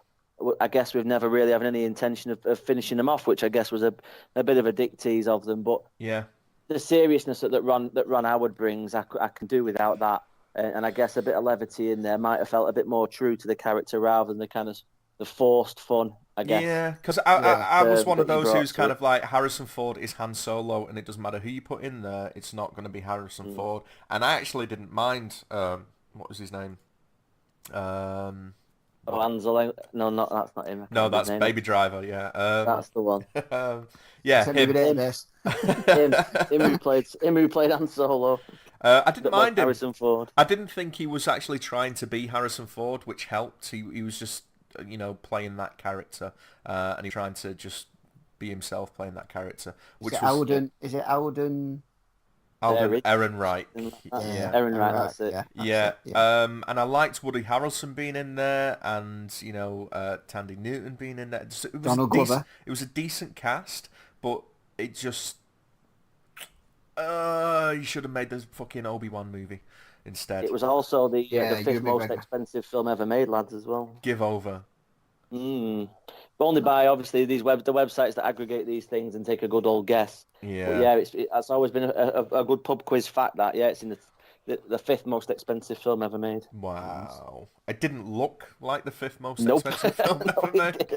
But I'm assuming a lot of that has gone towards the reshoots because, a massive portion was reshot. But I'm with you, mate. I would have much rather have seen their version of the film. And for them to be kicked off because allegedly it was too jokey and not serious enough. This was borderline a fucking comedy that we got anyway. There you go. Movies disappearing up their own arse. Yeah, it's just kind of like, well, how funny was theirs? Because I would have taken, I wouldn't mind a funny film. Yeah, anyway. So was that it now? They canned like a sequel to it? So. Yeah. Yeah. I think all the money, all their attention is going to be going, at least in the short term, into episode 9, then into the Amazon series as well. Is it Amazon? I think it's Amazon. Yeah. The John Favreau one, The Mandalorian. Yeah. So what about this Ewan McGregor, Obi-Wan Kenobi? I think there's still something happening with that because there's I was reading the other day that certain trademarks or websites or something like that have been sidelined just in case. So. Right. I'd love to see that, especially with him facing off against Darth Maul with the fucking robot legs and all that kind of stuff. That would be phenomenal. Bring it on. What else did I watch? I watched Captain Marvel the other day. Oh yeah, good one, mate. Then could you put it on Facebook that it was? Yeah, I'm not good? desperate to see it. I'm not desperate to see it, lads. I'll be honest. Yeah, I think this is the... I didn't like Black Panther, so for me this is the biggest misstep since Black Panther, but I mean, that's not saying anything. Such a racist. Yeah, if that makes me a racist, then so be it, but I just didn't to take away all of the cultural significance about it being the first black superhero movie. Blade, hello. I thought it wasn't a very good film. I thought the special effects were shite, and I just... No, it didn't work for me. But, you know, I could well be missing something because I am a middle-aged white man. Captain Marvel. I am obviously aware of all the SJW shit that Brie Larson's been spouting recently. She doesn't help herself by just being really fucking boring and bland in this. She's got one facial expression, and that is just blank. The movie itself is not entertaining. The ending, you know, the problem is, for me, she starts off overpowered and she ends the film exactly the same way. She doesn't grow, you know, whereas Tony Stark has first Iron Man, Tony Stark goes from being an absolute tosspot to actually, you know, growing as a person and taking responsibility for all of his past failings. He has an arc. Captain America, he has an arc which actually redeems itself several films later with whole I can do this all day in Civil War. She doesn't have an arc. She gets her powers and she's, you know, powerful at the start of the film and is powerful at the end of the film. She doesn't really learn anything apart from how she got the powers because she's got amnesia, boring, and she's just really unlikable. I didn't connect. The best part of the film is literally the opening 20 seconds where they have taken the Marvel logo and...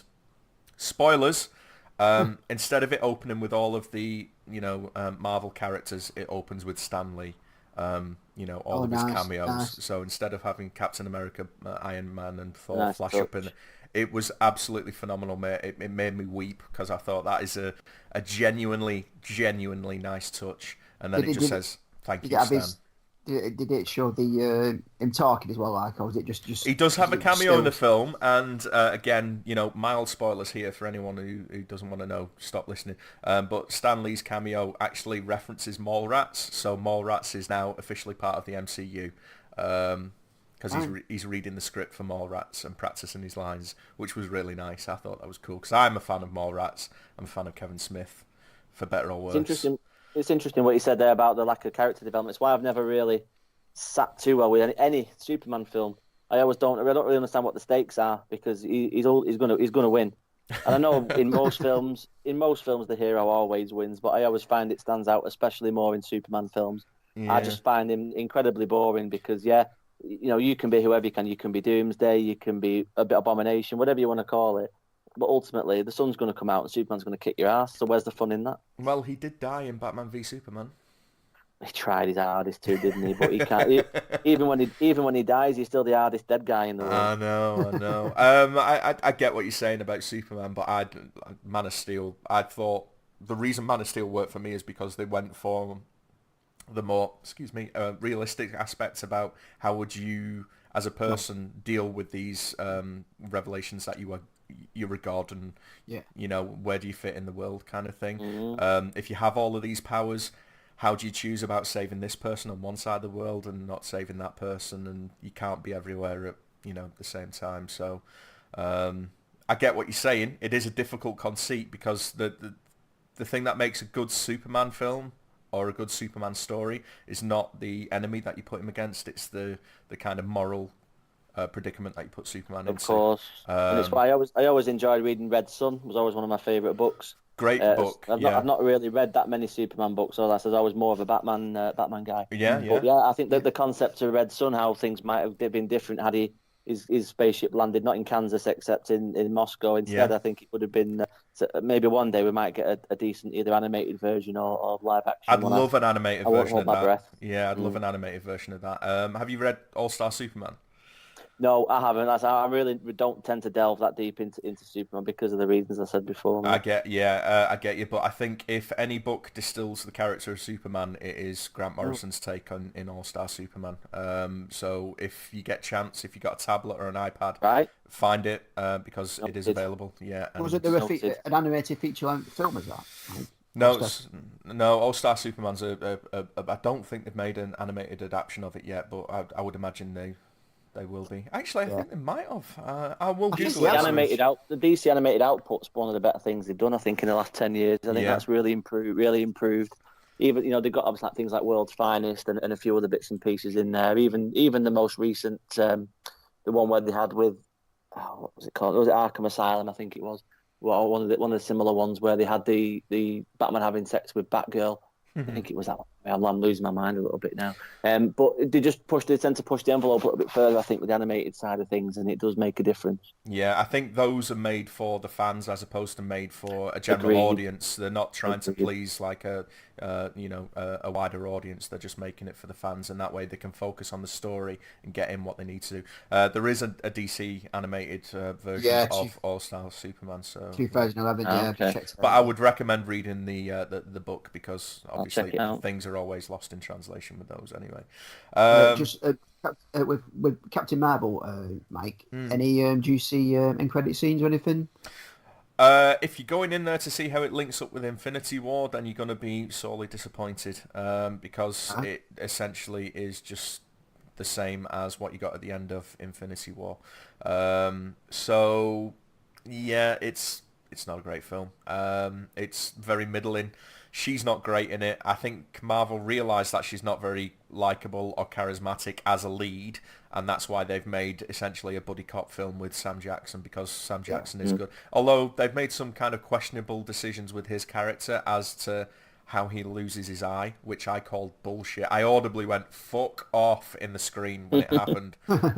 It just didn't make any sense. And But Jude Law's in it, eh? Jude Law is in it. Yeah, he's sporting a very nice hairpiece because he's been going bald for, the last 20 years or so. And in this film, he's got a full head of hair. I just... It's a new film, so I don't want to delve too deep into it in case anyone's going to go out and watch it. I don't want to spoil too much other than what I already have, but I didn't love it.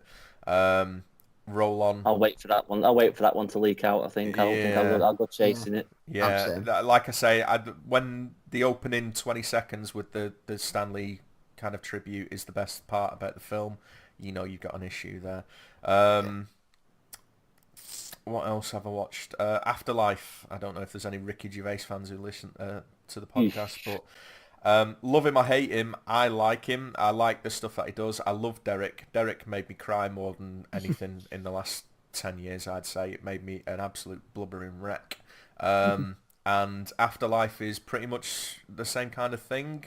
I put it on Facebook, if Derek was like a sledgehammer for the emotions, this one's more like a scalpel. It's a little bit more precise. It doesn't make you cry every episode like Derek does, but it does make you reflect on your own mortality a little bit more, and he knows where to kind of twist the knife a little bit. He's a little bit more selective with what he's talking about in this. It's still offensive. It's still a little bit heavy-handed, but I think he's actually got some valid things to say if you can, get us around the fact that, he's an arrogant arsehole or however you perceive him. It's... Yeah, I find it hard to get past that persona, I must say, with Gervais. Obviously, The Office was just as I started to, find my own way in terms of finding things that I liked on telly when I was in my late teens. Yeah. But I've always found it difficult to get beyond how I think about Gervais or how I perceive him as the way that he conducts himself online, for example, and just general things like that. And it puts me off a little bit. So I'm glad you've said that, because you're not the first person whose opinion I respect to say that. And so maybe it's one that I need to put aside my prejudices and give him a go. Yeah. It's one of those, mate. I'm not trying to convert anyone. It's one of those, if you want to take the chance, go and watch it and make your own mind up about it. But I think there's some valid kind of messages in there, even though they can be somewhat a little bit preachy. But the central message between like Derek and this is you're not here forever, so just be nice to people while you are here.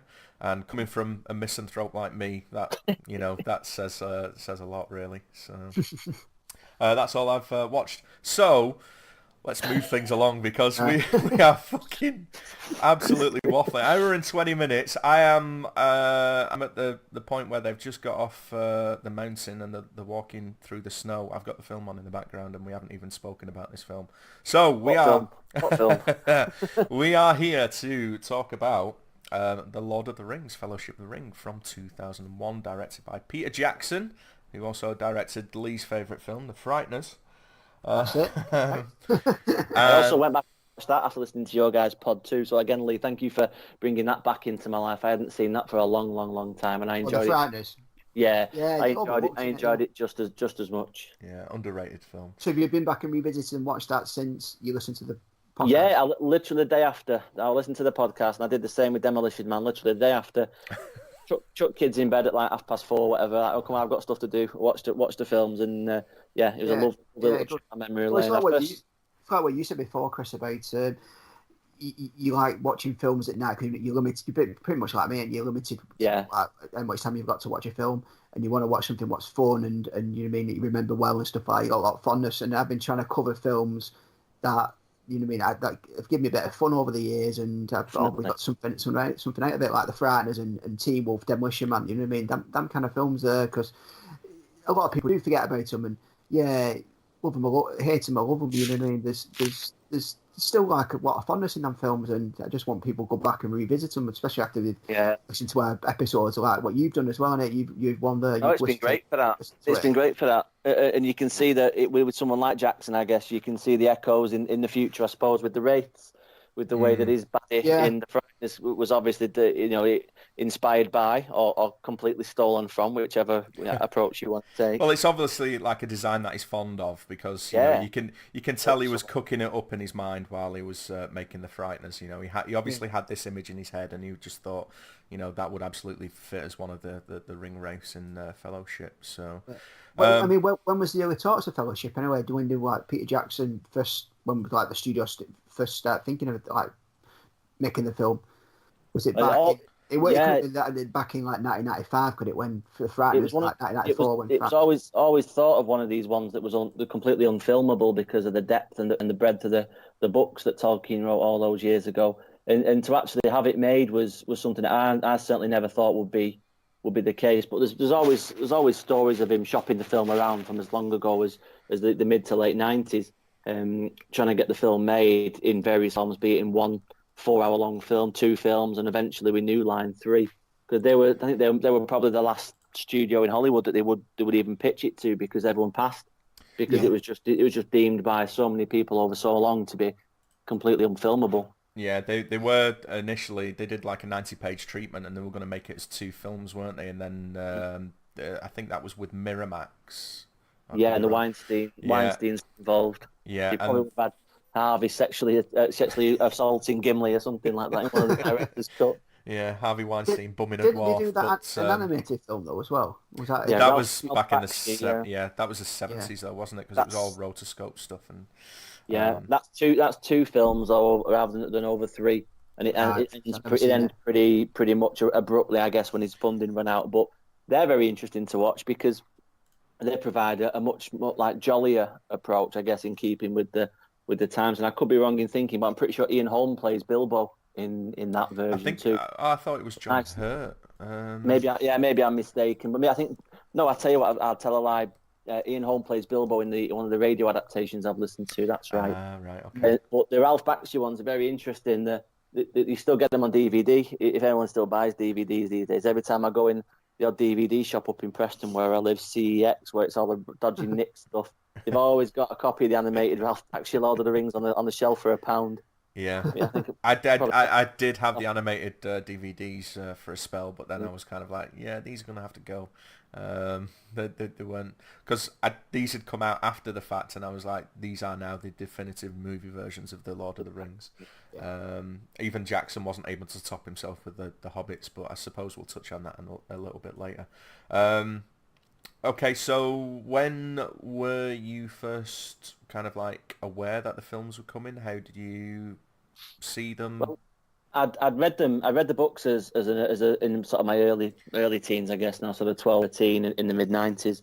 I never really thought of them as a cinematic prospect, I guess, because of the depth, because of the length, and because of the sheer logistics of it, I suppose. I always proposed in my own mind that it would be a better thing, like a radio show, or maybe it didn't happen back in those days, but I guess looking back now in a Game of Thrones kind of style, a long format TV series, which I know that they're developing obviously behind the scenes these days. And for it to come around, so yeah, December 2001 when Fellowship came out, went to see it with a couple of mates and I was absolutely blown away. And it's one of those rare occasions in my life where I've gone to see a film again the next day. I don't tend to do that, even with the ones that I particularly like. But this one was so good. I went to see it with my mates. I went to see it on my own. I took my nan to go and watch it as well because she wanted to go to see it. And her takeaways never left me hurt. She was, I really enjoyed it, Chris, but it was a bit far-fetched with those guys with the hairy feet. I'm like, all right, Nan, if that's all you can, if that's the only thing you can think's far-fetched about a group of visiting a band of dwarves and elves fighting against an evil spirit in a mountain, then that's perfectly fine by me. But then again, she didn't like the Hulk because she didn't think it was realistic that he'd have green skin. So maybe she's not the critic that maybe she wants. But I saw it. I saw it at the cinema in Bury at Pilsworth, where we all ended up working. Obviously, before probably 12 months, 18 months before I started working there myself, and I was blown away, absolutely blown away. I've read the books a few times, like I said, growing up, and so to see it so faithfully transcribed onto the screen was just mind blowing. Obviously, it's not completely faithfully transcribed to screen. There are elements that Jackson's moved around for brevity or for cinematic necessity or even for logistics that make perfect sense in hindsight, but will probably offend a die-hard Tolkien scholar, of which I'm not pretending to be by any stretch of the imagination. Well, they didn't offend Christopher Lee, who is a die-hard Tolkien scholar. He's the only member of the group that met him as well. That's true. Yeah. In the old days, I remember always reading an interview with him where he said his lifelong ambition was to play Gandalf, and unfortunately, he was too old, I think, by the time the film came around. But Christ, what a Saruman he made instead. Yeah. Just from like wherever he was, career-wise and kind of age-wise, he was just perfect for Saruman, wasn't he? Absolutely perfect. Most definitely. And I always find it interesting, the sort of casting decisions that never quite were. Obviously, we know about Saruman and Christopher Lee playing that, and I don't think I've never heard anything to the contrary about any other alternatives to him. But I always enjoyed the sort of famous ones where McKellen, Patrick Stewart and Sean Connery were asked to do it first. Or you'd have Nicolas Cage even to bring it back to that to play Aragorn. I can just imagine the sort of breakdown that you might have had at Weathertop or before you go in the Mines of Moria with Nicolas Cage there. It just blows my mind.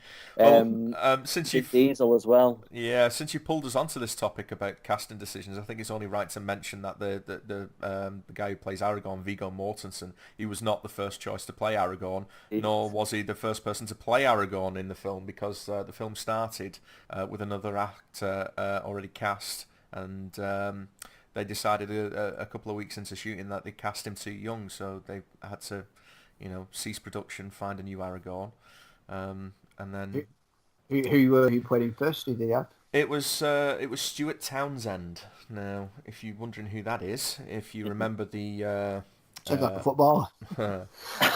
if you remember the sequel to Interview with a Vampire, or semi-sequel, he was in that. He played Lestat in the. That's right. What is it? Something of the Damned. Queen of the Damned. He was also Dorian Gray in League of Extraordinary Gentlemen. He was very much a fresh-faced, a fresh-faced kind of guy who I think, unfortunately for him, and I can only imagine how that conversation with Jackson must have gone. He must have been absolutely devastated, because the role of a lifetime for someone like him who's certainly not had any kind of career to speak of as much. I know Mortensen's a very different kind of actor, very much in terms of the method that he used to dive in deeply into the role of Aragorn, learning Elvish, carrying his sword around with him, coming straight off the plane into filming, just completely devoting himself to the character. I think that's one of the greatest kind of happy accidents in recent casting history. I think where I just can't. After he things played could him, have gone so differently. I can't picture anyone else playing Aragorn other than agreed. Viggo Mortensen. Even knowing some of like Townsend's work, I can't even picture him in. I know there's pictures of him with like the wig and the costume on and stuff like that, but I just can't see him delivering the dialogue. I think it's another case of Back to the Future, with Eric I just thought that Stoltz. myself, yeah, it's just kind of like, it's one thing to be shit-canned after you've already started rolling on a film, but then to see the film go on to become this milestone in kind of cinema, that must be even more galling, and to be fair, I mean, Vigo hasn't had, anything anywhere near kind of like the level of this, but he's not that kind of actor. No, I think he's an actor rather than a movie star, isn't he? I think that's maybe a better way to describe it. Yeah, I mean, he's done some fantastic work in things like History of Violence and Eastern Promises. He was fantastic in both of those. But like you say, he's not a movie star. He's not chasing, roles down to be the next Tom Cruise or anything like that. He seems to be attracted to roles that actually interest him as a person, because he seems quite... I don't know. He seems quite a learned guy. He's into kind of nature and art and poetry and photography. Looking at all the supplemental stuff, he seems like a guy who's very in touch with kind of like his emotions and his kind of like artistic feelings, if you will.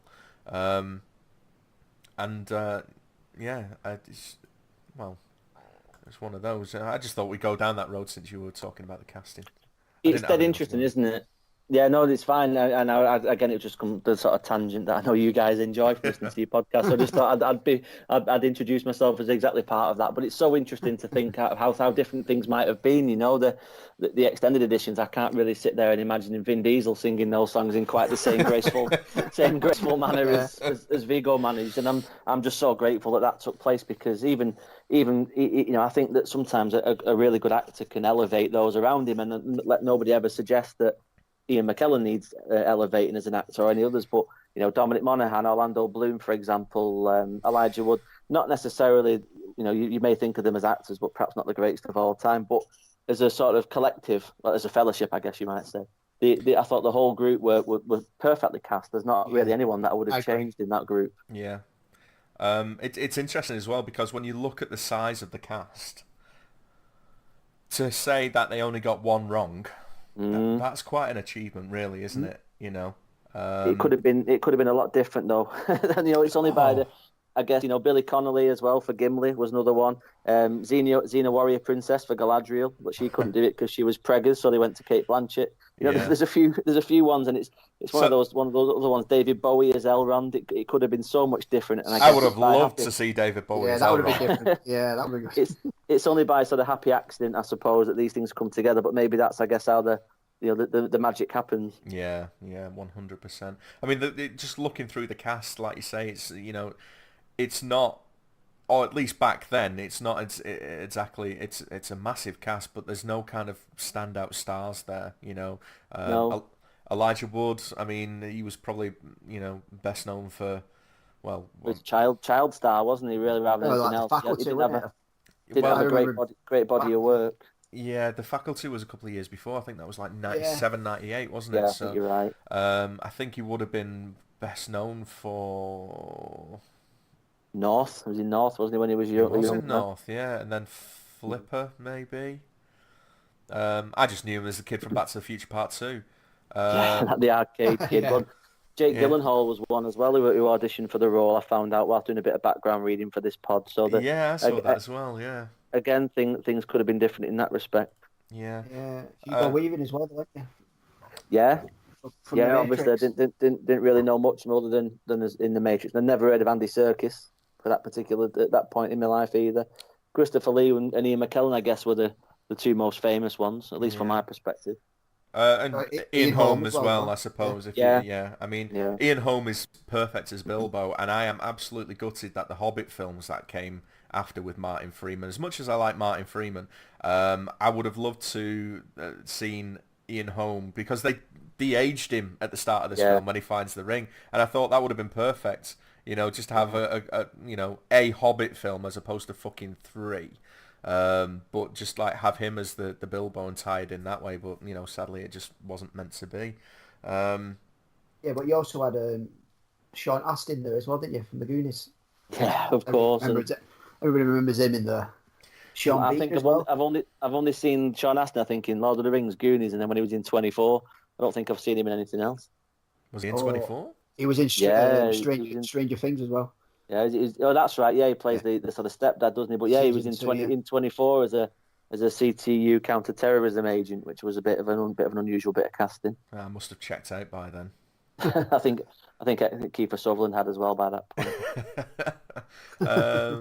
Yeah. The thing that strikes me about Sean Astin is he comes across as a bit of a dick in the supplemental kind of documentary. It's like, oh, I'm going to do this and I'm going to do this, and it just he wound me up in the documentaries, because that's for people who haven't seen the films. There's obviously two versions of like all of the Lord of the Rings films. There's the theatrical cuts that came out in the cinemas and came out on DVD around about Easter time or whatever it was, and then the following year, just as the next Lord of the Rings film was due out, they released like a 4-disc special edition, which they threw in an extra 20 to 30 minutes on each film, and made a big event out of it. And it was a really clever way of tying the marketing into the next film, from the previous year. Definitely. Because it whipped up the excitement again. And, let's make no bones about it. These films were absolutely huge. Massive back in the day. These were like event kind of films when there were event films. You know what I mean? For me, these are my Star Wars. Because I was born in 81, so I didn't get that Star Wars thing. I was far removed from that by a good few years.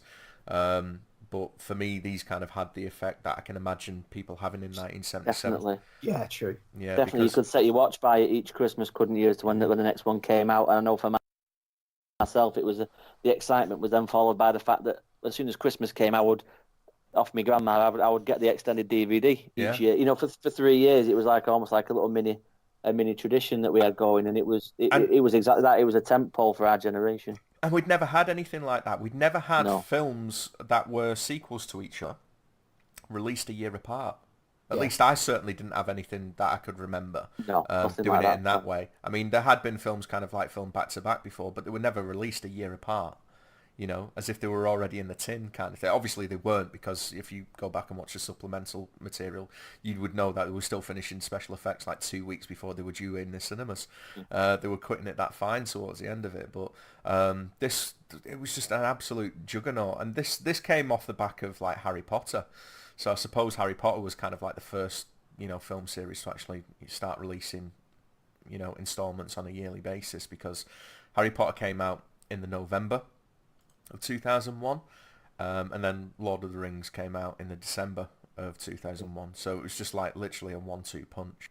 Yeah, I don't think Harry Potter was it every year, did they? I think they had a gap. Was it like 2? I think the first 3 years, a 3-year gap between. Well, I think when it first started, it was much like that, wasn't it? Yeah. And then it kind of got a bit quicker as they started splitting books into 2, that kind of thing. They'd obviously film it all together and then release them 12 months apart for the sake of earning as much money as you possibly can. Yeah, I'm pretty sure the first 2 at least of Harry Potter came out like in 2001, 2002. Yeah, I think it was more like, was it like? And then once it got a little bit more kind of complicated, like from after Azkaban onwards. Yeah. But they were racing then, though, weren't they? Because they were fighting age of the actors, I suppose, as well. They had no choice but to release them quickly before they all ended up having big, long beards and stuff like that and getting 6 feet tall. Yeah, they're supposed to be about 13-year-old. Which is something that these guys didn't really have to deal with, because they just essentially shot the backbone of all 3 films in 15 months or something like that. Yeah, that's right. Oh, and then I think it ended up being something like I read something once that said it was 390 days of shooting back to back, basically something like that. If you stretch it end to end, and then the rest of it was all done in pickups over the next couple of years. So they'd all spend a month in New Zealand every year for the next 2 or 3 years, just finishing things off. Which is absolutely mental when you think about that. And just like the kind of sacrifice and commitment that you have to make as an actor, because these films were shot in New Zealand, and really put New Zealand on the map from this point forward as a place to go and make your movies. Jackson essentially made an entire filmmaking kind of like infrastructure in New Zealand off the back of these films, which is weird when you come to think of it. But look at Weta Workshop now and Weta Digital now. They're up there with like ILM. Definitely. With the amount of films that they're working and the quality that they're actually putting out, it's just it's unbelievable.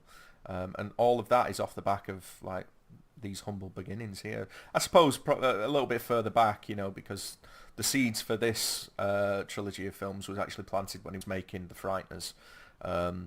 He had all of the computers around for the computer graphics at the time, and he was like, well, we really need to put these to work kind of thing, and what are we going to do next? And that's when he considered making Lord of the Rings as the next films.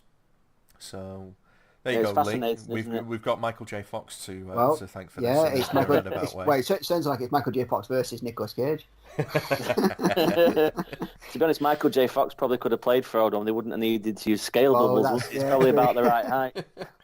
Well, I found it quite interesting when I was going back, because it was a little fact that I completely forgot, that when they were shooting the scales between the hobbits and the human actors and the elves and stuff like that, they got lucky with casting John Rhys Davies as Gimli, because proportionally he was the right height to the lads who were playing the hobbits.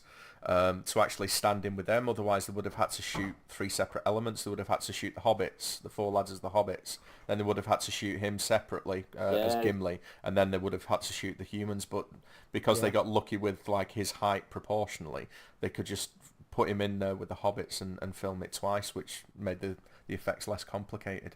So. Yeah, it's fascinating, isn't it? A lot of the stuff about the Force, but the perspective that they use was just practical effects. And I don't know about you guys, but there's something reassuring about practical effects. Even in modern times, with Fury Road, it's just something about it, I think, that just makes it feel real. You're not seeing 2 actors with it. It's not stitched together. That you've not got somebody talking to a guy with a head on a pole that's made to look like Ian McKellen, for example, or somebody down at floor level, with Frodo Baggins' face on it. And Fury Road, I thought, did it perfectly, where they married the practical effects together with the acting. Doesn't happen very often these days, because obviously CGI is so much easier. It's obviously more expensive, but it's also easy just to bung in whatever you want CGI wise.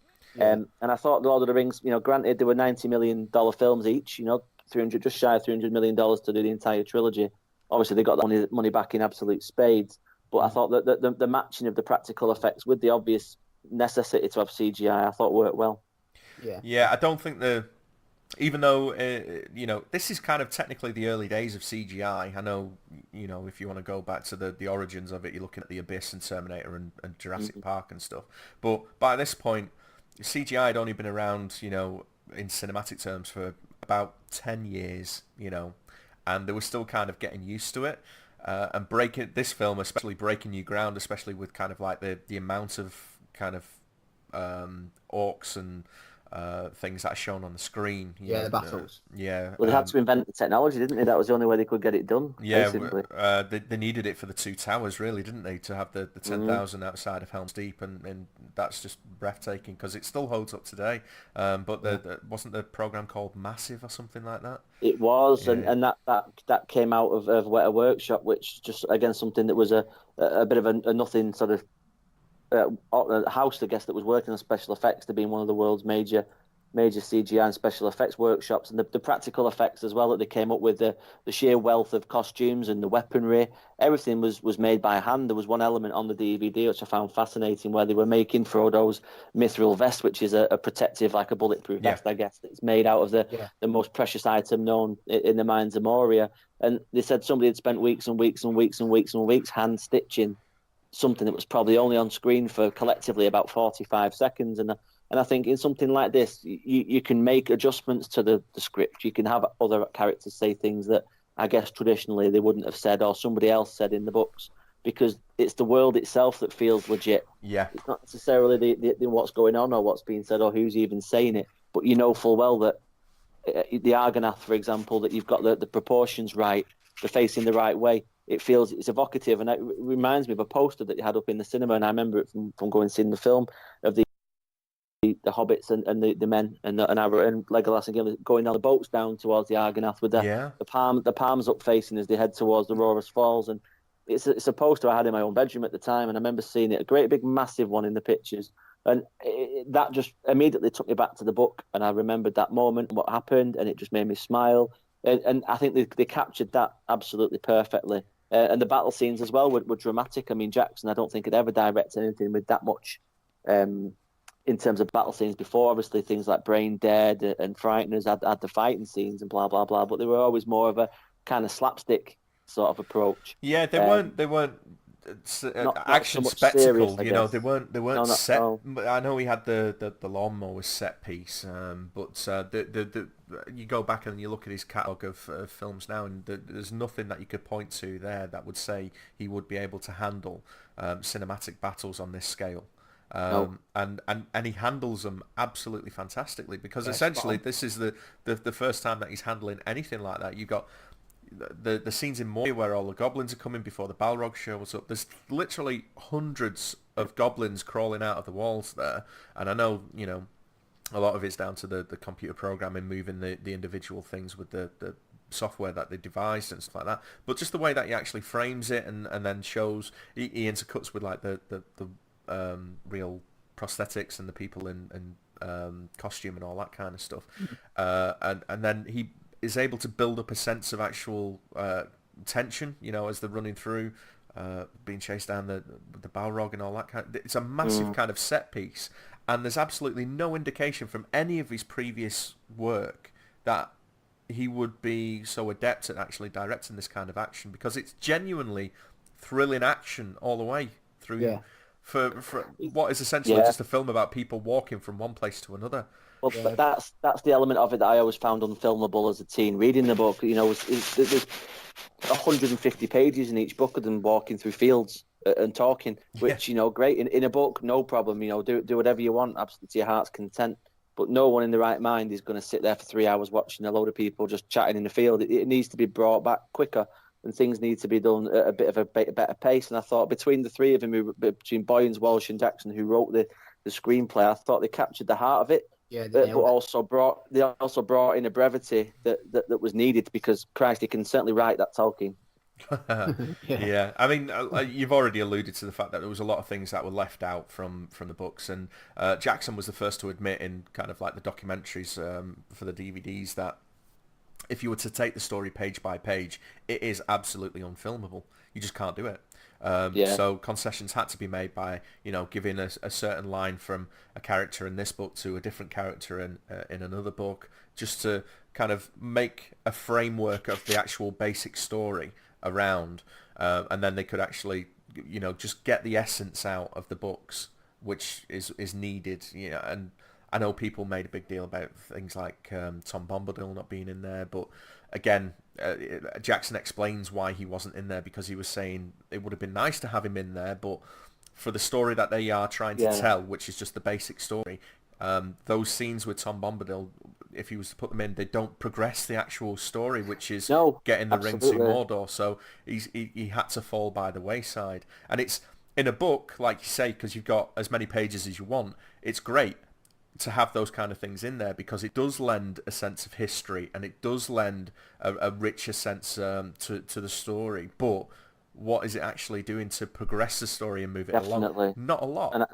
no, you're dead right. And I think it comes as something, I guess, when you're coming to a story from scratch, and maybe had you not read the books in the past, I'm not sure what either had done or not, but had you not known about a character like Bombadil, obviously beloved of the fans, you don't miss him, because it doesn't need to be there. It's great to have him there. You know, there's lots of things like that in life where you don't need it, but it's great to have it. But that's a perfect example, I think, of the quality of the screenplay and the storytelling, and the way that the story moves along, is that something that seems integral to a book is not even close to being included in the film, and it's no worse for it either.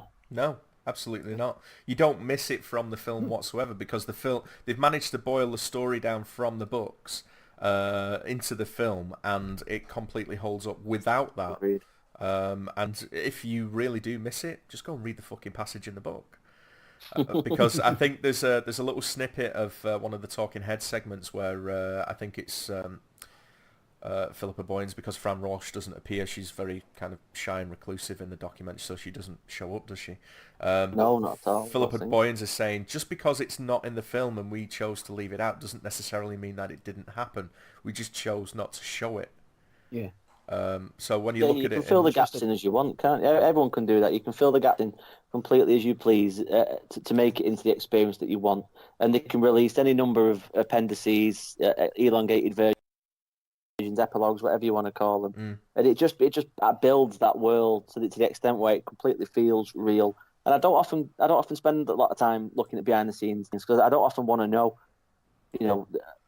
the majesty of the film I've just seen in front of me. Star Wars, for example, spaceships flying everywhere, on a piece like a cardboard box or a pallet, waving these sticks at each other, and everything else done on a computer. But the practicality of what they did in Lord of the Rings, I think, is really features anyone with even a passing interest in filmmaking, never mind Lord of the Rings, to seek them out because they're absolutely brilliant documentaries. There's not many behind the scenes ones that I do recommend, but that certainly is one. I don't think as a package, as an overall package that were released with the special editions, I don't think that anything that has come out since these films have actually topped the supplemental material that came out with it. And considering that this was relatively early in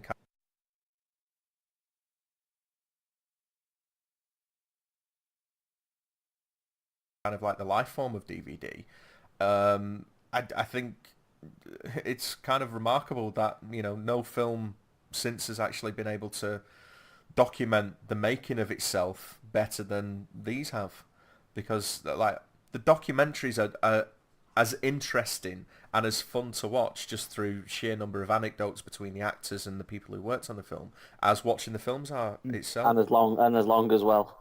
Yeah, definitely. The weighty documentaries and the feature length, if not more, I think in a couple of occasions. Yeah, they're definitely worth watching, Lee. I know you've often said in the past, speaking privately to Mike and I, that this isn't necessarily your favourite film of all time, or one that you're that familiar with. But go on. Sorry. No. I was just going to say, even for like a casual fan, I would maybe describe it as it's illuminating to see these documentaries. I do recommend them. Yeah, I got the Blu-ray, the box set. It's just 3-disc set. That's it. So there's no extended or special features on there or anything. So, but now after hearing you two speak about this, I'm actually going to see if I can pick up like maybe just the DVD box set with the extended cuts on, just for the special features and stuff like that. Because I think worth it. Yeah, different. Because it's been like 8 to 9 years since I've actually watched the Fellowship of the Ring. So when I revisited it last week and watched it as a refresher, I was hooked to it because it's been that long, and I was like, I think everything still stands up as well. And one thing what did strike me as well is just how like beautiful the film is. It's shot, just and you see like the landscapes there and the walking over the fields and stuff. You see the mountain in the background. Just how beautiful it looks.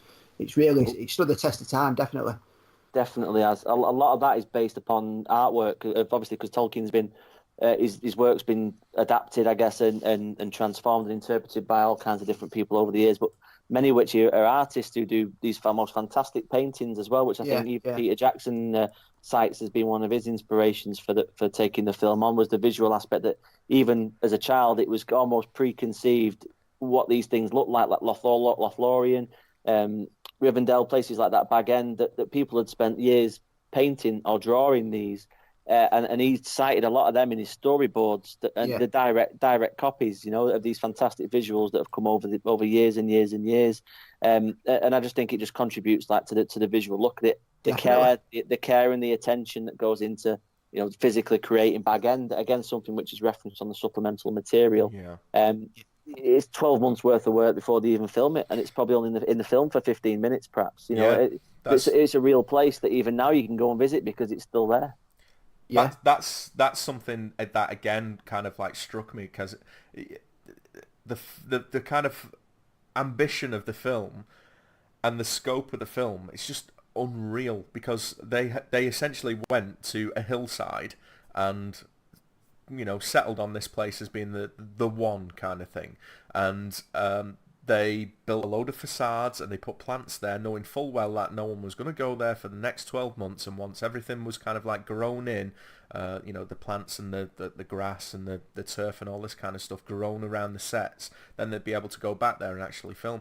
12 months of planning just to have something, like Chris said, on screen for, not even 10 minutes of screen time in this film. Yeah, we do go back there, but very, very briefly. George Lucas would have put those daffodils in with a computer and not given it 2 seconds worth of thought. Yeah. And I think that love of the source material, not suggesting that Lucas doesn't love Star Wars, but the love of the source material, I think, inspires people like Jackson and his crew to to make it real, because they've obviously been imagining it in their heads for a large proportion of their life. Yeah. And they want to make sure that the end product is as good as it can possibly be, because these are the custodians of a book that's loved by millions of people across the world.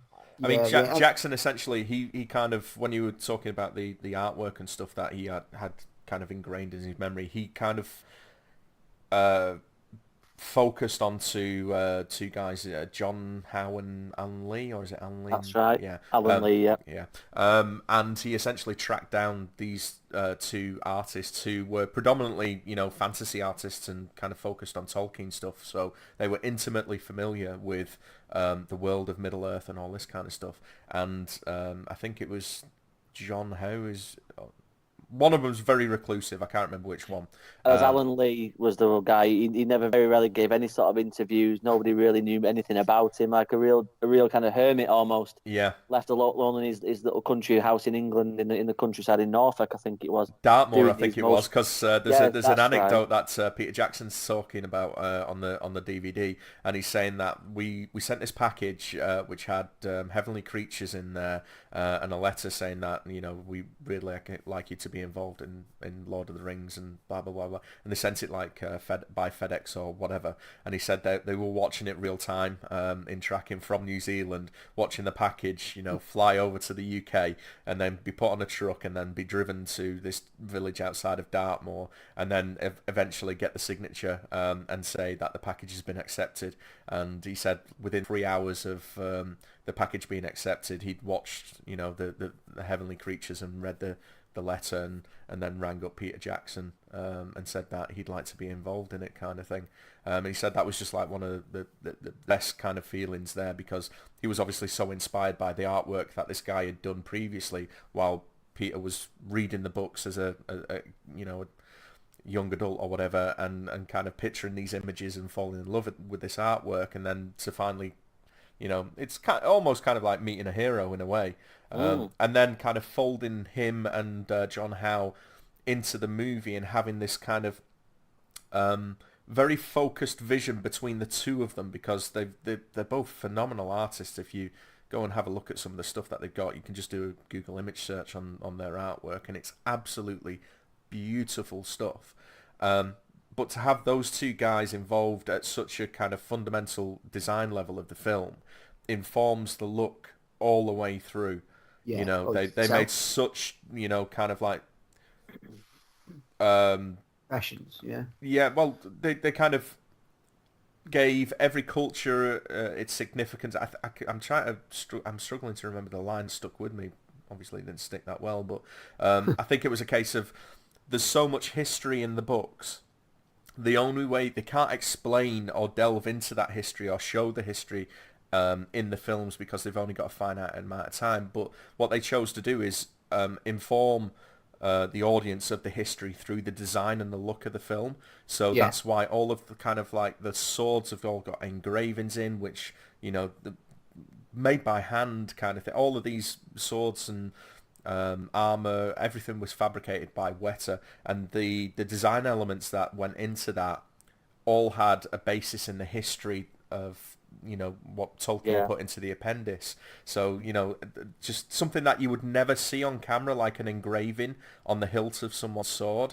You won't see the word, but there is something there. There's a message there, or something that informs the character or the history of the weapon. And even the armor that the orcs wear, they've kind of got leather gauntlets. Some of the goblins have got leather gauntlets, and all of the fingers are individually etched with these black speech symbols and all this kind of stuff. Again, just kind of details that you don't see on screen, because there's absolutely no way you can, but it's there, and it all just kind of lends a richness and kind of like an authentic kind of history to the film. Absolutely, and it's ultimately pointless, isn't it? It's ultimately a pointless touch, but it's something that only fans of the source material would know about, because it is mentioned, like you say, in the appendices that were as long as the books themselves. And for those of you that watch those documentaries, again, to hark back to them, it's just a brilliant touch, and full well that the story's being told with an incredible amount of love, as well as a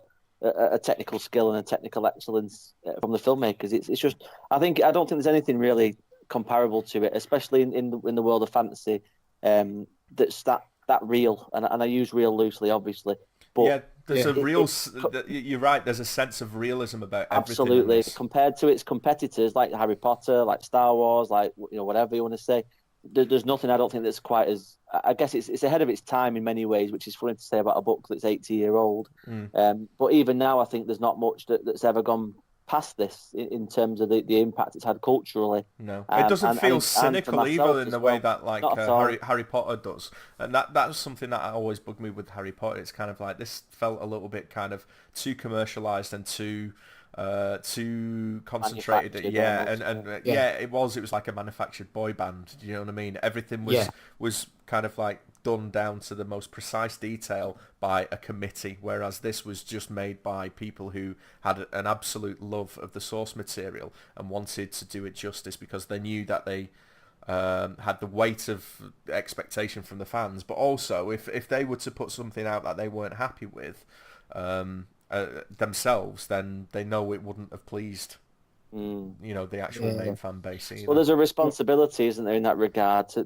take something so beloved and not to fuck it up, basically, because you've necessarily got the whole world watching, because you've got the entire fan base. It's different with something like Harry Potter, I think, because a lot of the fan base came on board after the film was made. We're not talking about Harry Potter being a book from the 1920s or whatever that kids and grandkids and descendants. You've literally got generations, haven't you? Whereas with Harry Potter, absolutely, you maybe had one generation being. There's a greater responsibility, I think, that befalls the filmmaker in that regard, not to cock it up and not to have stupid things like having Will Smith playing Aragorn or something like that. That you can do in other things to modernise things and to make them appealable to a mass market. I think Jackson and his guys were making the film that they wanted, true to the source material. With the belief that it was going to be a success, which obviously it proved to be, with them making over 1.2 billion, I think it was, over the course of the 3 films, which at the time was phenomenal. Obviously, these days you want $1 billion if you're providing a tentpole, Avengers, Batman, whatever you want to call it, Star Wars. That's the minimum you expect. But back in those days, it was a stunning return for something that wasn't particularly mainstream. Obviously, it was a famous literary masterpiece. But outside of the sort of fantasy realm, I don't think it had that great amount of mass market appeal. Hence, it never been made into a film before. No, it was weird because I had read the books when I was younger, and I didn't necessarily know that they were making a film about it. And then all of a sudden, I was already working at Pilnsworth, and then I don't know if you guys remember, but we had the TVs on the rigging, which used to show the trailers. I do. And we got the DVD through, and it had the teaser trailer on for it. And the teaser trailer just kind of piqued your interest. And that was something that they got so right with these films as well, just to whip up interest, because they're obviously fighting an uphill battle with, it's a 3-hour film. It's set with, in Middle Earth, and it's got elves and dwarfs and, all of this kind of stuff. It's going to put a lot of people off because fantasy was a dead genre. I mean, what was the, kind of most successful fantasy film up until this point? You're probably looking back towards the Conan films from the 80s. Masters of the Universe, even, which is probably derived from telly and from comics and so on. Maybe Willow. Yeah, there's not a great deal. No. Yeah, Willow's a good shout. Legend. Legend was not a success when it came out. No. And I think that was too dark anyway. I thought... that's Lady Hawk, maybe. You're probably right with Willow. I'd probably say that was probably the most high-profile fantasy film before this came out. Certainly wasn't a mass market, was it? Like it is these days with any number of things, and it absolutely trailed the blaze trailed throughout entirety of that genre. And like Mike said, it completely reinvigorated what was a dying genre. Not only through the fact that the technology that they created to make the world real became almost a standard throughout, and as we said many times, Weta began to become an absolute player in that field. I'm just looking at the cost there, because so Fellowship was made on a 93. This is according to Wikipedia, which is obviously fact. 93 million budget for that, and it had a return of 871.5 million. So Didn't get up to the billion, but wasn't far off. Still 10 times your working budget. It's a fair old return, isn't it? Absolutely. Two Towers was 94 million. That had 926 come back, so that's an increase on box office, which usually doesn't happen with a sequel, really. And then when you get to Return of the King, that was the most expensive of the three out of the allocated budget, because it was allocated just as one massive lump of like 300 million. And that one broke the billion. That was 1.12 billion. So I suppose by that point everybody's on board, aren't they, for the third film? Definitely. Yeah, but you can see obviously the return more complicated CGI and such like in there too, hasn't it, with the battle scenes and things like that, which can obviously bump a budget up massively. Yeah, which is something that I did want to ask you guys, because I know, Lee, you're not kind of so as familiar with the films as what me and Chris are, but not to say that I don't enjoy them. It's more of a case of I've not got enough knowledge about the films. I've not seen them enough times. Just because you're cool, mate, and you were out pulling birds and stuff while we were watching the Lord of the Rings films, don't come here thinking you're better than us.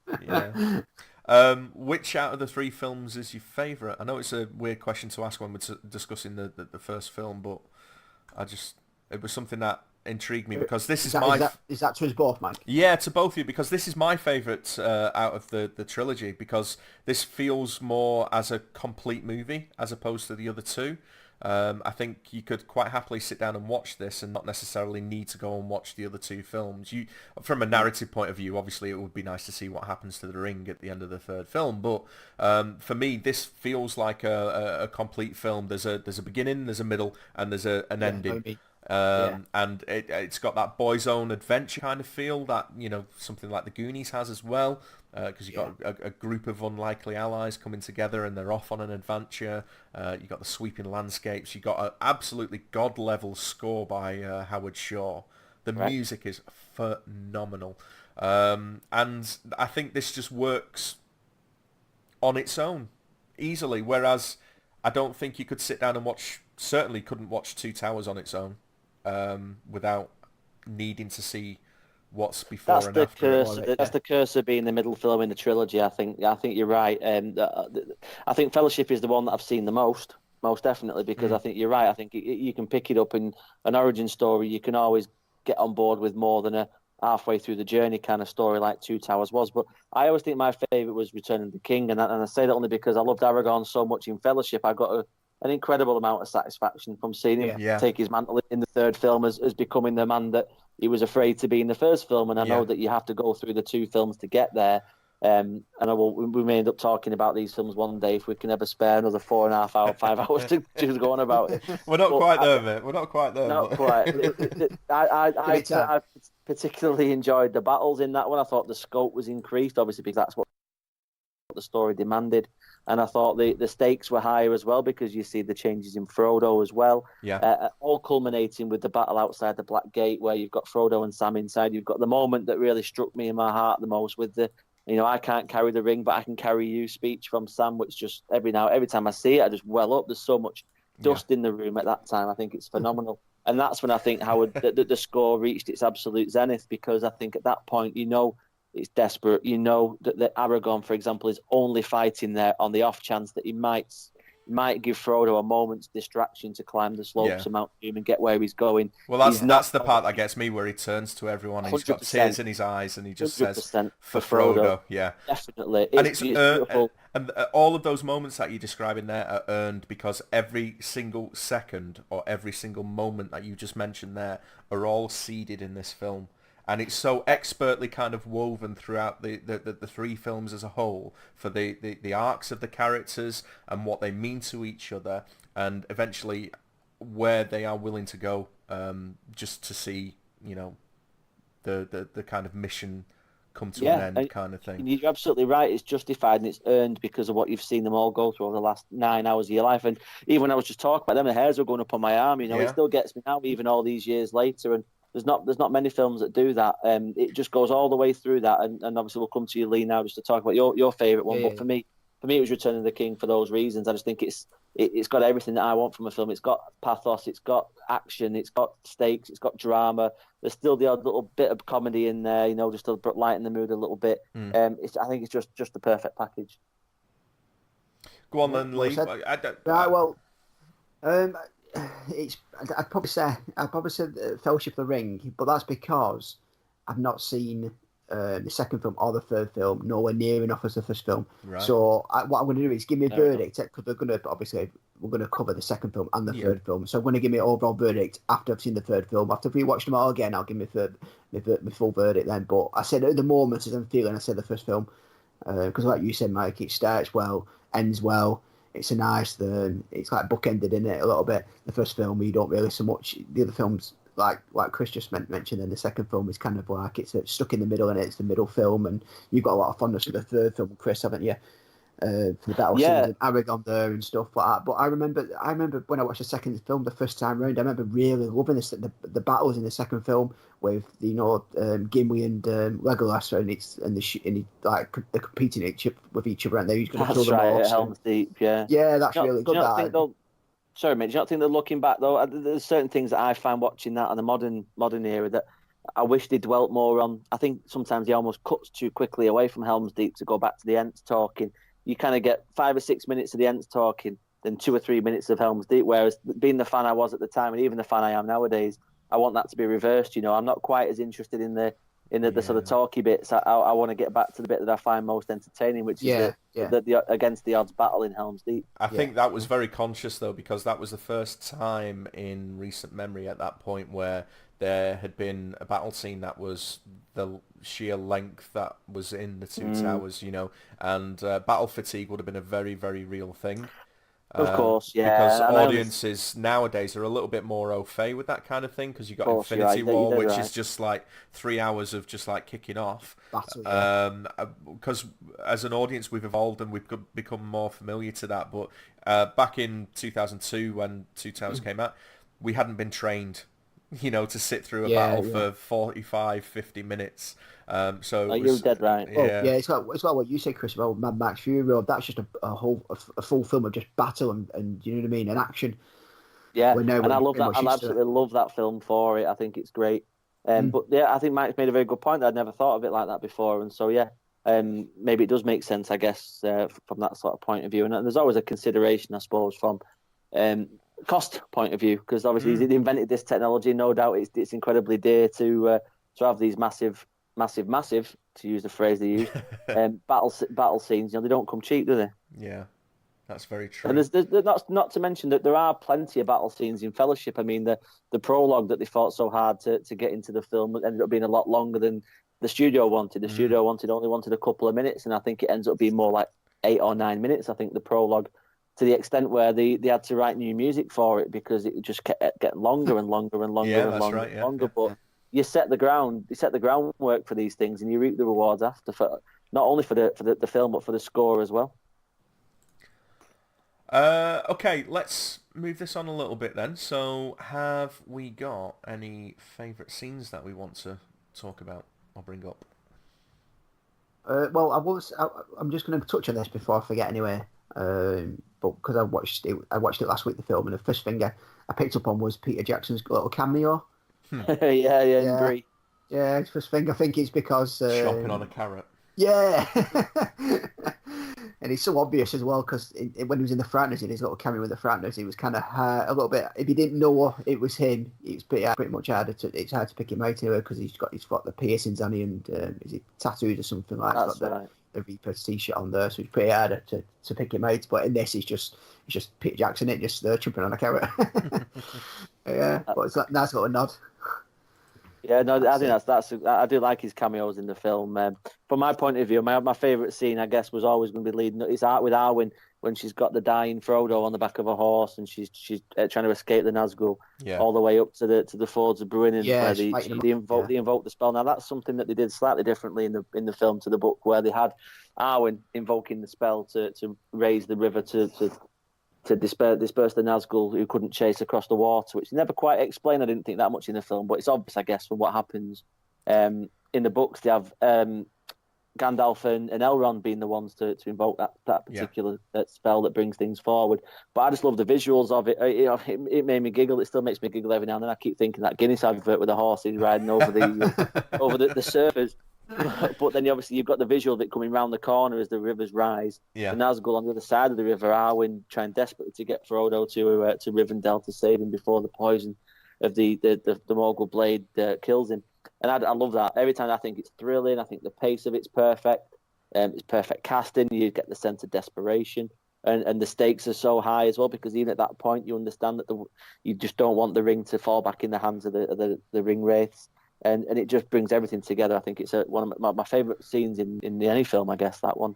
Probably my top 5 at least anyway. Yeah. Everything comes together perfectly. The music, the effects, it's not ridiculous, even though you were talking about magic beasts on the other side of the road from a massive great big river that turns into a pile of steaming ginormous horses. It feels legit, and I love it. I could watch that scene over and over again. And it wasn't directed by Peter Jackson. Indeed, is it second unit? I think it was second unit, because second unit. they realised quite early on to go out and film everything that they needed to do. If they were only going to do it with traditional first and second unit, it'd take forever. So they had a second first unit, a second unit, and then they ended off with like 7 units shooting at the same time at one point. Between like the live action stuff and the miniatures and the effects kind of stuff like that and the stunt work. Incredible taking. Absolutely, and it's just like the chase scene where the cameras are kind of like following the horses. In between the trees, all sorts. Yeah, it's just absolutely stunning, kind of. And the one thing that kind of shocked me about how adept Jackson is at shooting the kind of action, even though it's kind of grand and epic and all that kind of stuff, is he does the basics right.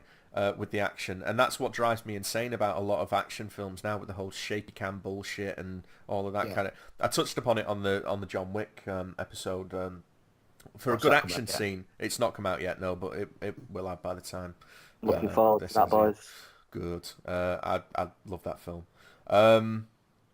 For a good action scene, you need to have a good sense of geography as to where the action's taking place. Otherwise, if you don't know where one person is in relation to another, you kind of get muddled, and it doesn't make sense, and it just makes everything messy. And I think we've got the Bourne films to kind of blame for that, with the kind of popularisation of like shaky cam and get it in there, get it gritty and dirty, and kind of like, cut every action scene every fucking half second just to disorientate the audience and stuff. Whereas with this, that doesn't happen. Everything is clearly laid out. You know where Aragorn is in relation to where Lurtz is at all times during the battle, even though there's 100 Uruk-hais around them.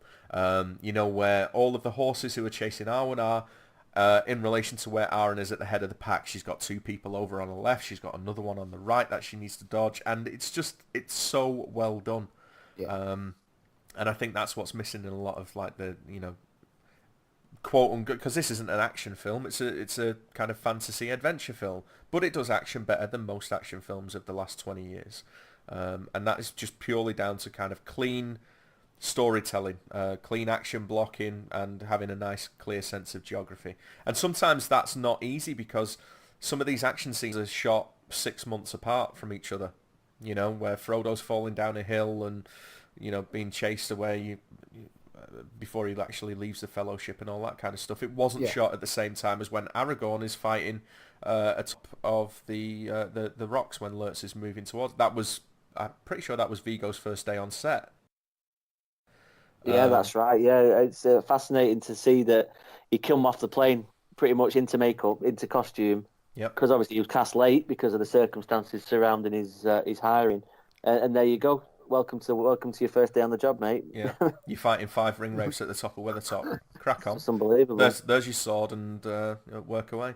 And apparently he was quite adept with the old blade, because what was the guy's name? Bob something. Anderson, I think Bob it was. Anderson, Bob Anderson, yeah. And that's right. He was always convinced. I remember reading at the time that he was convinced that he was a natural, but he'd never had picked one up before. Yeah. So much so that he would go to bed with his sword by his side. Things like little character points like that you don't pick up on, that help bond a character to an actor that forever linked to that role now, in my eyes. Yeah, he saw the sword as like his way into the character, didn't he? And he wanted it with him all the time. He would take it out to restaurants, and I think there was an anecdote on the extras about someone ringing the police on him or something in a restaurant. or something. Yeah, like because they're all gone out the cast for a meal. Again, it's detailed in the DVDs that they're going out for a meal, all the cast, and there's only one clown that turns up with like a 6-foot broadsword alongside him. While maybe not trying to cut your garlic bread up with it or something. I don't know. Right. Okay. So that's your favourite scene, Chris. Lee, did you pick a favourite scene, or did you just... Well, off the top of my head, anyway, there's a few actually, but I'll just probably pick out two. I can't really pick out one, but I like the battle at the end. You know, when Sean Bean croaks it. Yeah. Um, He croaks it in everything that he's in, doesn't he? yeah, well, yeah. Yeah. Except for Silent Hill, I think. I don't think he's croaked it in that, has he? The two films he's been in that. Oh, he's been in two. Maybe he should have done. Yeah.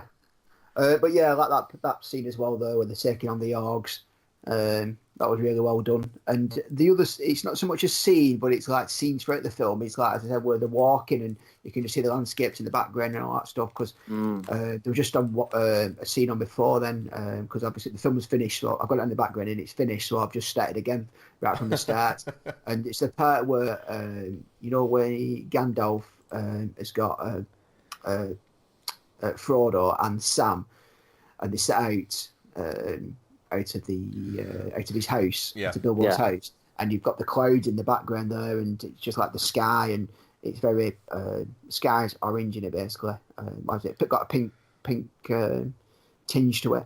Yeah, well, that's where they're going through the forest there. That was like one of the main lines from the trailer, where it's like the ring wants to be found, you know, and all that kind of stuff. Yeah, just kind of, when I was watching the trailer the other day, I remember watching it for the first time, and like Chris said, you know, just like hairs stood up, you know, because Gandalf's giving the speech, and he's like, birds, the enemy has many spies, birds, beasts, keep it secret, keep it safe, and all that kind of stuff. And it just brought back the memories of seeing the trailers for the first time and getting excited and, you know, wanting to see the film. And then when you finally see the film and it lives up to expectations, it's just like, it's almost like a sigh of relief, because you're like, yes, it was good.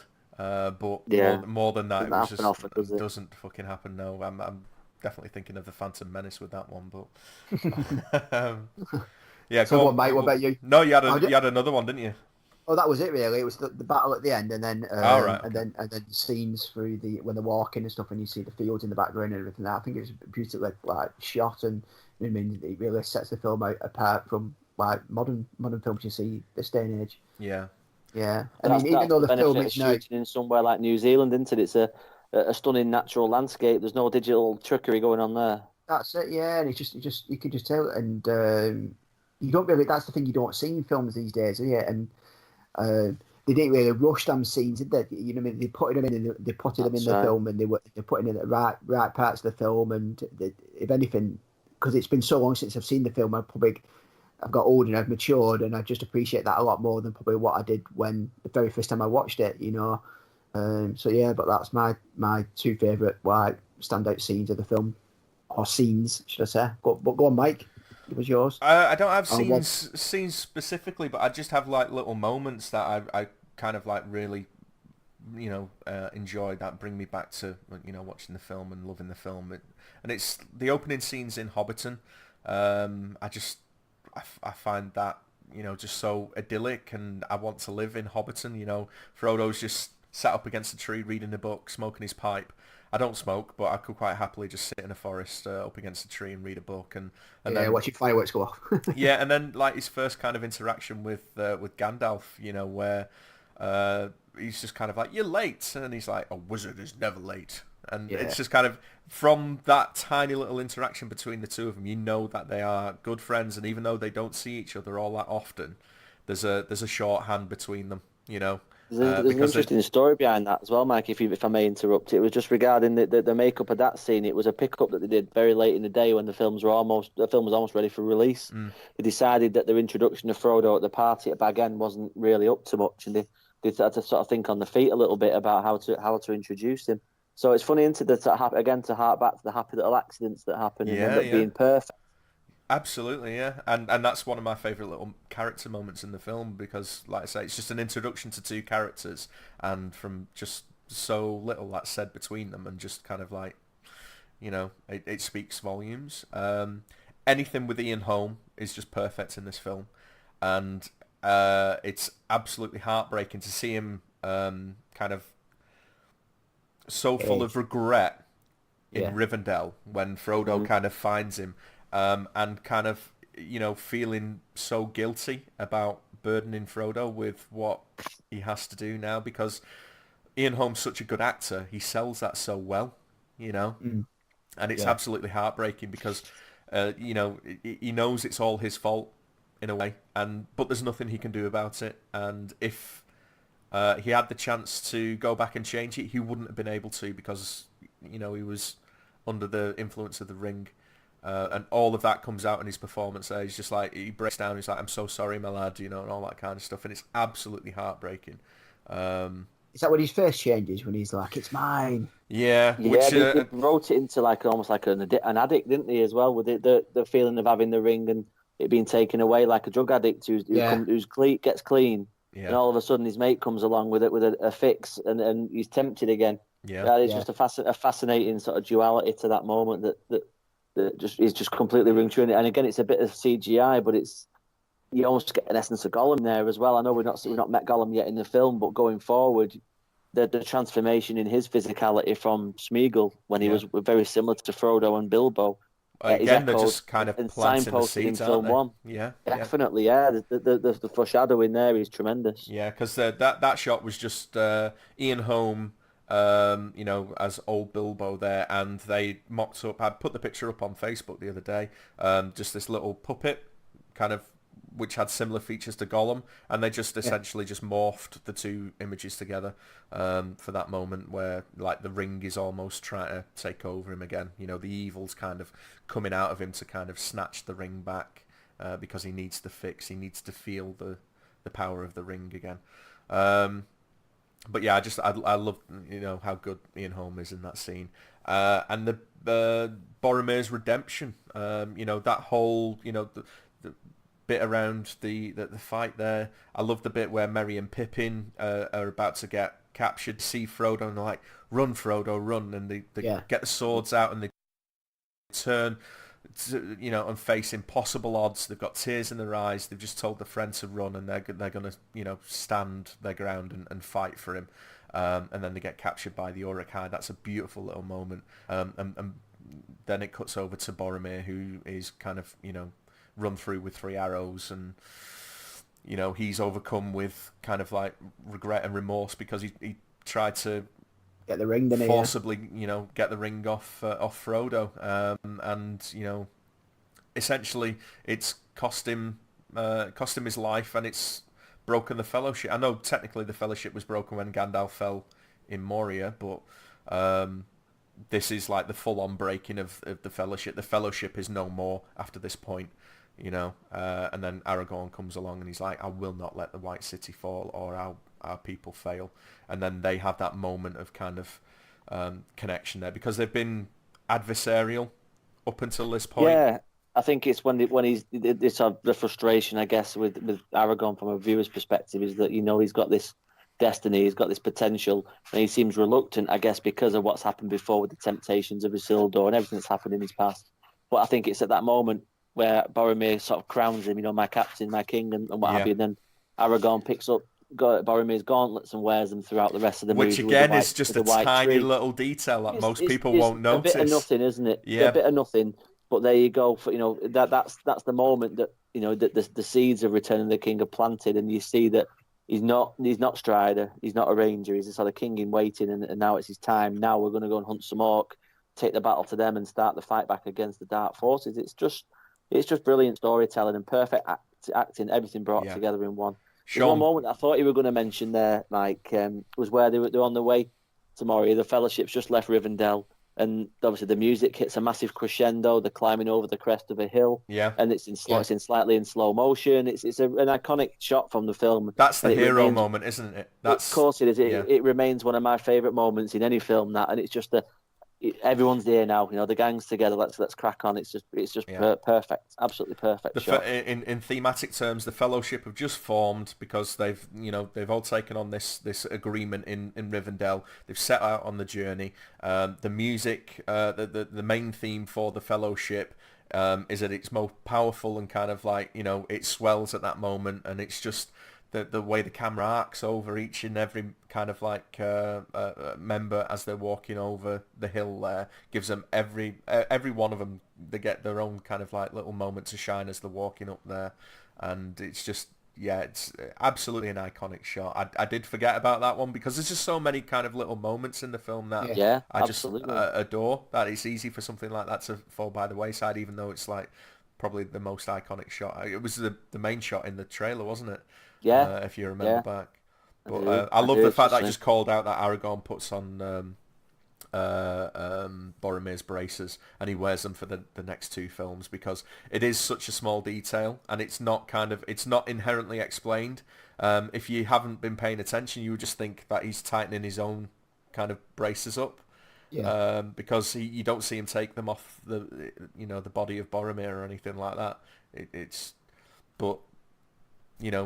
there, isn't it? And that's what another thing, like the carvings on the hilt of the sword that remains in someone's pocket for two films. You'd think, a lot of people probably think, why would you bother wasting your time? But when you know it's there, you appreciate it, and again, it harks back to the absolute authenticity of the entire thing. Don't care what the storyline is. I completely buy all this is real. Yeah, 100%. Okay, so that was my favourite moments. I was going to ask you something else. This one's predominantly for you, Chris, because it won't apply to Lee. Preference as to the cut of the film. Do you prefer the theatrical or do you prefer the extended? That's a tough one. I'm interested to hear this, Chris, because there's much difference on the extended cuts. I think I've seen them both probably equally in terms of number of viewings that I've gone through. I begrudge in this day and age having to stop and change discs. I'll say that's for a start. So there's a laziness element in there that doesn't exist with the theatrical ones. I think I probably lean more towards the theatrical because whilst I appreciate every extra second that you get out of the film, having also listened to directors' commentaries and Jackson's justifications behind removing that excess footage, I can't help but disagree with him. It's great to have it, but it doesn't really. It just extends things. I don't think it really adds too much. It obviously adds to the running time, but you're not really seeing a great deal that you wouldn't have seen otherwise. That you don't see otherwise. No extra battles or anything, no. No, I mean, there's obviously a few bits here and there, and I guess that some of the bits that are missing are probably nods to the books, nods to the wider fan base, things that are great to have, and I would probably watch the theatrical, the extended cut more, but I lean more towards the theatrical only because it is slightly shorter, and in my sort of stage in life, whilst I can find it hard to devote 3 hours or something, I find it even harder to devote 4. So yeah, I think I would lean more towards the theatricals, but it's on the toss of a coin. I'd probably give a different answer tomorrow. Yeah, I completely understand that. For me personally, it's a case of, as much as I enjoy the theatricals and I enjoy them a lot, I appreciate the extra scenes that go in there because it makes it just makes the rest of the film taste this a little bit better. There's nothing in there that changes the story. It does have, I would say at points, it does have a negative impact on the pacing of the film. I'll offer that conceit. It's difficult because when you're throwing in an extra 20 minutes here, an extra 30 minutes there, or an extra 40 minutes in like Return of the King, that's over 4 hours, that one, I think. You are going to have to kind of, make concessions when it comes to the actual pacing of the film. And it might feel a little bit sluggish here, and you're kind of like, oh, wow, hang on a minute, this seems to have ground to a halt. But the extra footage in there is usually character related, so I'll take that. I don't mind a film that kind of breaks its flow of pacing every now and then if it's giving me something that's worthwhile in return. I hate it when a film is slowing down to a crawl for absolutely no fucking reason, for a scene. for the sake of it. For a scene that has no no impact on the story, no kind of reason to be there, and it's just there as kind of like I don't know, just like a whim or a flourish or something like that. Whereas all of these kind of extra scenes in there are little character moments.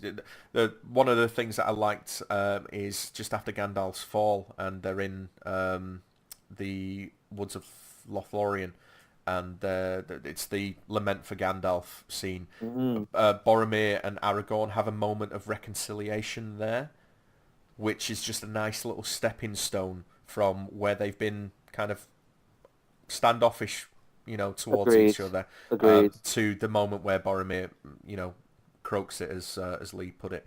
But it's a nice stepping stone as opposed to just going from adversary to kind of like best mates.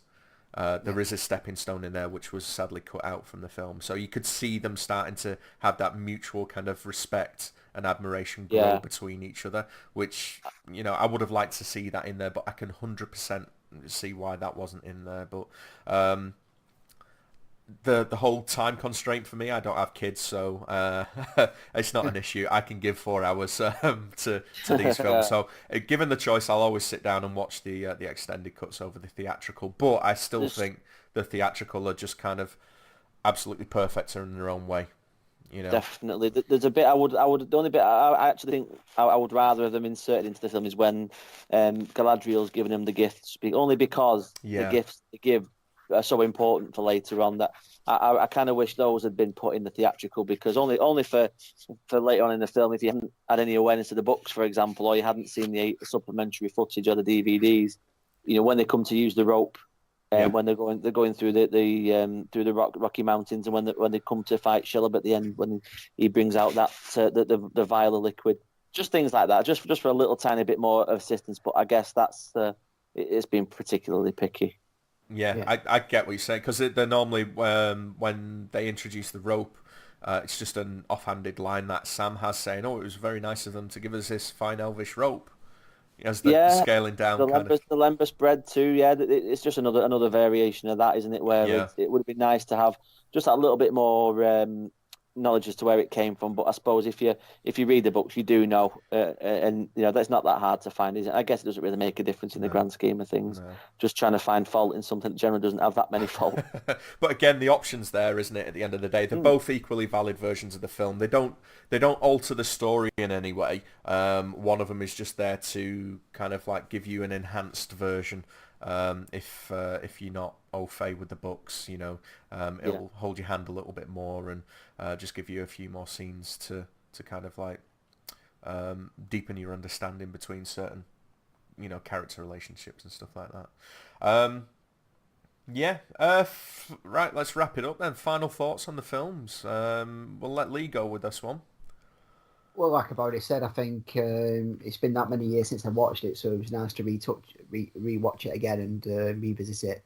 It's been that long, so set 2 thumbs up, definitely. I appreciate the film a lot more than what I did back when I first watched it.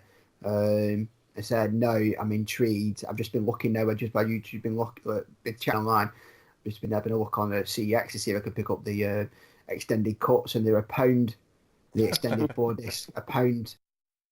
So you know what I'm doing tomorrow then. So yeah, I think it's £1 for Fellowship, £1 for the sequel, and then Return of the Kings, £2. So that's £4 for getting Mega Bucks. So it's got to be in your library, on it. Even though I've got the Blu-ray 1 to 3 theatrical cuts, so I'm going to get the extended ones as well. Brilliant. But yeah, 2 thumbs up for me, definitely. Appreciate it more than I did when I first time I watched it round. So awesome. Yeah. Chris? Yeah, I completely echo what Lee said. It's a film that gets better with age, I think, and not many do. And going forward, I can imagine I'll still be doing the same thing, and every 12 months or so, I'll find time over Christmas and whatever to watch them all, and I'll be trying to brainwash the kids in much the same way that I was brainwashed by teachers at school and what have you to read the books in the first place. I think it's a timeless classic. I really do think that. In terms of modern films, will still stand up to criticism and still stand up to rewatching in another 20 years' time, which I suppose a lot of its contemporaries maybe have fallen by the wayside. And even films that come out these days will perhaps not be viewed in much the same way because of the way we consume media. Not only that, I think the time of my life I was at when this came out was only 18, 19, really kind of opening my eyes to the wider world of cinema, and it just struck me, and it's stayed with me ever since. And I've got only sort of 2 or 3 films, I guess, in my life where that's happened, and this has definitely been one of them. And I don't see that changing at all. And I have loved every second of talking about it, lads. So thank you very much for inviting me on. It's been a pleasure. I feel much the same way as both you guys. I think Chris, you nailed it by saying it is a timeless classic. I think it is an absolute masterpiece. Anyone who says it's just a boring movie, you kind of just generalising. You're seeing what's on the surface, and you're not kind of looking past that, and you're missing out on something that is genuinely kind of like a heartfelt and worthwhile journey to go on. The 3 films especially, they've got a lot to say about friendship and all that kind of stuff. So it's difficult just to kind of get past that for some people. I get that. Oh, it's got dwarfs in it, it's got elves, and just they're talking funny languages and sing songs and all that kind of stuff. But I think as a piece of cinema, I think this was the last great blockbuster of a bygone age. I don't think. I mean, yeah, I know we've got like the Marvel stuff now, and we've got things like Avatar and all that kind of stuff. I don't think they are on the same kind of level as movies like this, because of what you mentioned before, the way we actually consume media. The Marvel movies are meant to be fast food in a way. As great as some of them are, and as entertaining as some of them are, they're just the next McDonald's until the one that you have in a couple of weeks' time, kind of thing. They're meant to be kind of consumed in that way, and not many of them are meant to actually be dissected and analysed, and kind of, I don't know, maybe I'm just being cynical with shit like that. But I think this was like the last great blockbuster of an age of cinema that we don't have anymore. It was shot on film. A lot of the stuff was done practically. It was made with love and kind of care, to a level that no film has been made to, I would argue, before, and certainly definitely not since, in this kind of like very materialistic consumer kind of environment that we have now. And I think everyone should go and watch it. Yeah. And buy it and own it. And buy it again. Yeah. Read the books. I mean, read the books, for fuck's sake. Yeah. Superbly cast, in it. That's the thing as well. Superbly cast. It's you know what I mean. You can't, like you said before, Mike. You can't picture anybody else playing the roles these characters do. The actresses play them spot on. Totally agree. I don't think anything is wrong with this film on any level. The production design is fantastic. The sound design is amazing. The music is on another level, and the acting, considering some of the dialogue that these guys have to kind of spout out, it's said with sincerity and heart and emotion, and you believe every single word. This feels like it doesn't feel like a film. It feels like you've kind of stumbled upon some kind of old mythology.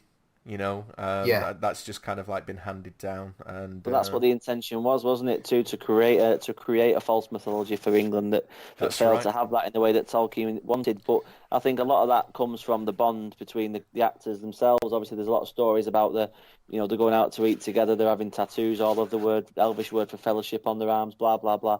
And I think that's obvious on the screen. There is a real brotherhood there. Yeah. And that's what's needed. If it was a disparate bunch of people, then it's not going to work. But not a single person's out of place here. Even people that are perhaps you might not like in other things, are never better when they're in this film. For me, you can find someone to connect with, and because there are a lot of people, so you can definitely find someone to connect with, no matter what your background is, and there's an overall message about. Which I think is especially important in this day and age, talking about equality and fucking racism and all this kind of bullshit that's so much of a minefield at the moment. You've got different races coming together, working together for one singular cause, putting aside any differences that they may have had in the past, and coming together to actually, accomplish something. Yeah, for the greater good. It's definitely a modern message, isn't it? And I think that's more relevant now than ever, and it's probably wasn't meant when Peter Jackson was, making these films, but it comes from the source material because Tolkien obviously saw some shit with his history, which we're not going to delve into now because this podcast is far too long anyway. But if anyone's interested, go and read up on Tolkien, and if you're not that interested, or you're just a little bit lazy, I believe there's a film based on Tolkien's exploits coming out soon. So you might want to check that out. Yeah, well, we'll wrap it up. I've had fun. It's been great catching up with you. It's been awesome. And what better way to do it, other than talking about a film that we all enjoyed, and I would go so far as to say I really love. I love this film so much. It means so much to me. Seconded, definitely. Yeah. Right. So will you come back for the second film? Yeah, let's get him pinned down for these. Yeah. If you're happy with my waffling, lads, I'm always happy to talk shit with you guys. Whatever the subject is, don't have to Lord of the Rings, whatever you like. Should we cover the Hobbits as well while we're at it? Are you two? No. Yeah. Let's run walk before we can run. Yeah. I wasn't a fan of the Hobbit films, and it's such a shame because I think with like the Lord of the Rings, that they captured lightning in a bottle, and it's very surprising to me how they weren't able to actually, at least capture a little bit of the heart in any of the Hobbit films. But yeah, that's... I think because what we said before, just to finish off, is that the Lord of the Rings film made with love. Obviously, there's a commercial element in there that's got to be satisfied. But I think that's what they lost sight of when it came to the Hobbit. It became a trilogy when it didn't need to be. It didn't even need to be 2 films. Whereas the Lord of the Rings trilogy needed to be 3 films. The Hobbit didn't. It was done as a cash grab, and we all slag off the likes of Harry Potter for splitting book in half to make films. But unfortunately, Jackson and gang were equally culpable as that when it came to doing The Hobbit. They lost sight of the reasons why. To quote Jeff Goldblum from Jurassic Park, they stopped wondering if they should and if they could, and realised that they should. It was just wrong, and I think it was a great disappointment to myself as a fan of the books. The biggest disappointment between kind of like seeing The Hobbit. Not so much be turned into 3 films, but it was to change hands away from Guillermo del Toro back to Peter Jackson. I'd have loved to have seen that. Oh, that would have been phenomenal. But I mean, he's had his fair share of kind of like shit turns anyway, hasn't he? I mean, I would have loved to have seen a third Hellboy. But now we're having this reboot, and I couldn't care less, if I'm honest. Because I still think his Blade 2 is the highlight of the Blade trilogy for myself. I know it's not not necessarily a common thought, but it's certainly I find it superior. Everything's superior to Blade 3. Let's not lie. But the first one, I love the first one, but I certainly prefer the second. Yeah. The Reapers the Reapers are just like phenomenal kind of like creatures. Definitely. The design of those were absolutely amazing, and it could only come out of his brain. I mean, I didn't jive with Pacific Rim. I'll be the first to admit it, but that that's not my kind of thing anyway. Did you jive with Pan's Labyrinth though? Pan's Labyrinth's awesome. That's one of my favourite films. Pan's Labyrinth, I like The Shape of Water, and Crimson Peak, which I think is criminally overlooked. I think it's the only one of his films I've never seen. Yeah, so I think on that recommendation, I'll correct that at some point. I've not seen that one at all. I think. Just purely on a visual level, if nothing else, it looks absolutely stunning. And I think it was just. Yeah, it was a shame because that was his kind of like, it was a bit of a passion project for him, because he'd been wanting to, do the Mountains of Madness, hadn't he? But that was a little bit too similar to Prometheus, so that got pushed to the wayside, and then the Hellboy thing, that fell apart because he was championing for Hellboy 3, and Ron Perlman was having a bit of a Twitter thing, and that disappeared, and I don't know. Shame. Anything that's it certainly would have been a visual sight, wouldn't it, to see his take on on the Hobbit for sure. Maybe one day, you never know. Maybe one day. Yeah, I think that time's passed now. Right, let's just wrap it up because it's getting late. I'm sure you guys are at work in the morning. Don't carry on waffling. Mate, it's been an absolute pleasure having you on. I'd love to have you back on. I really enjoyed it. Yeah, I'd love to have you back on for the next 2. Really welcome. That's it, guys. Until next time, I'm not sure when this is dropping, but until next time, thank you very much for listening, and we'll catch you on the next one. Bye. Cheers. Hi there, it's me with a little bit of bonus material. Well, not really. I hope you enjoyed that podcast because me and Lee had a blast catching up with Chris. Yeah, really good. Really good talking to someone after such a length of time. We had some great times working at the cinema together, and it was really good to actually sit down and just chat shit for a couple hours around a film that we all enjoyed. I hope you guys enjoyed the podcast as well. What I just wanted to say is Chris obviously is, as you can probably tell, he's good at talking. So he has his own podcast. So if there's any football fans out there, he has a podcast called The Lion of Vienna. Bolton Wanderers kind of fan podcast type thing. So go and check out his shit. Follow him, subscribe, and check out his podcasts. He's got over 100. I think he said 105 or something like that. So yeah, go and check that out. And I just wanted to say thank you to everyone who has checked out our podcast.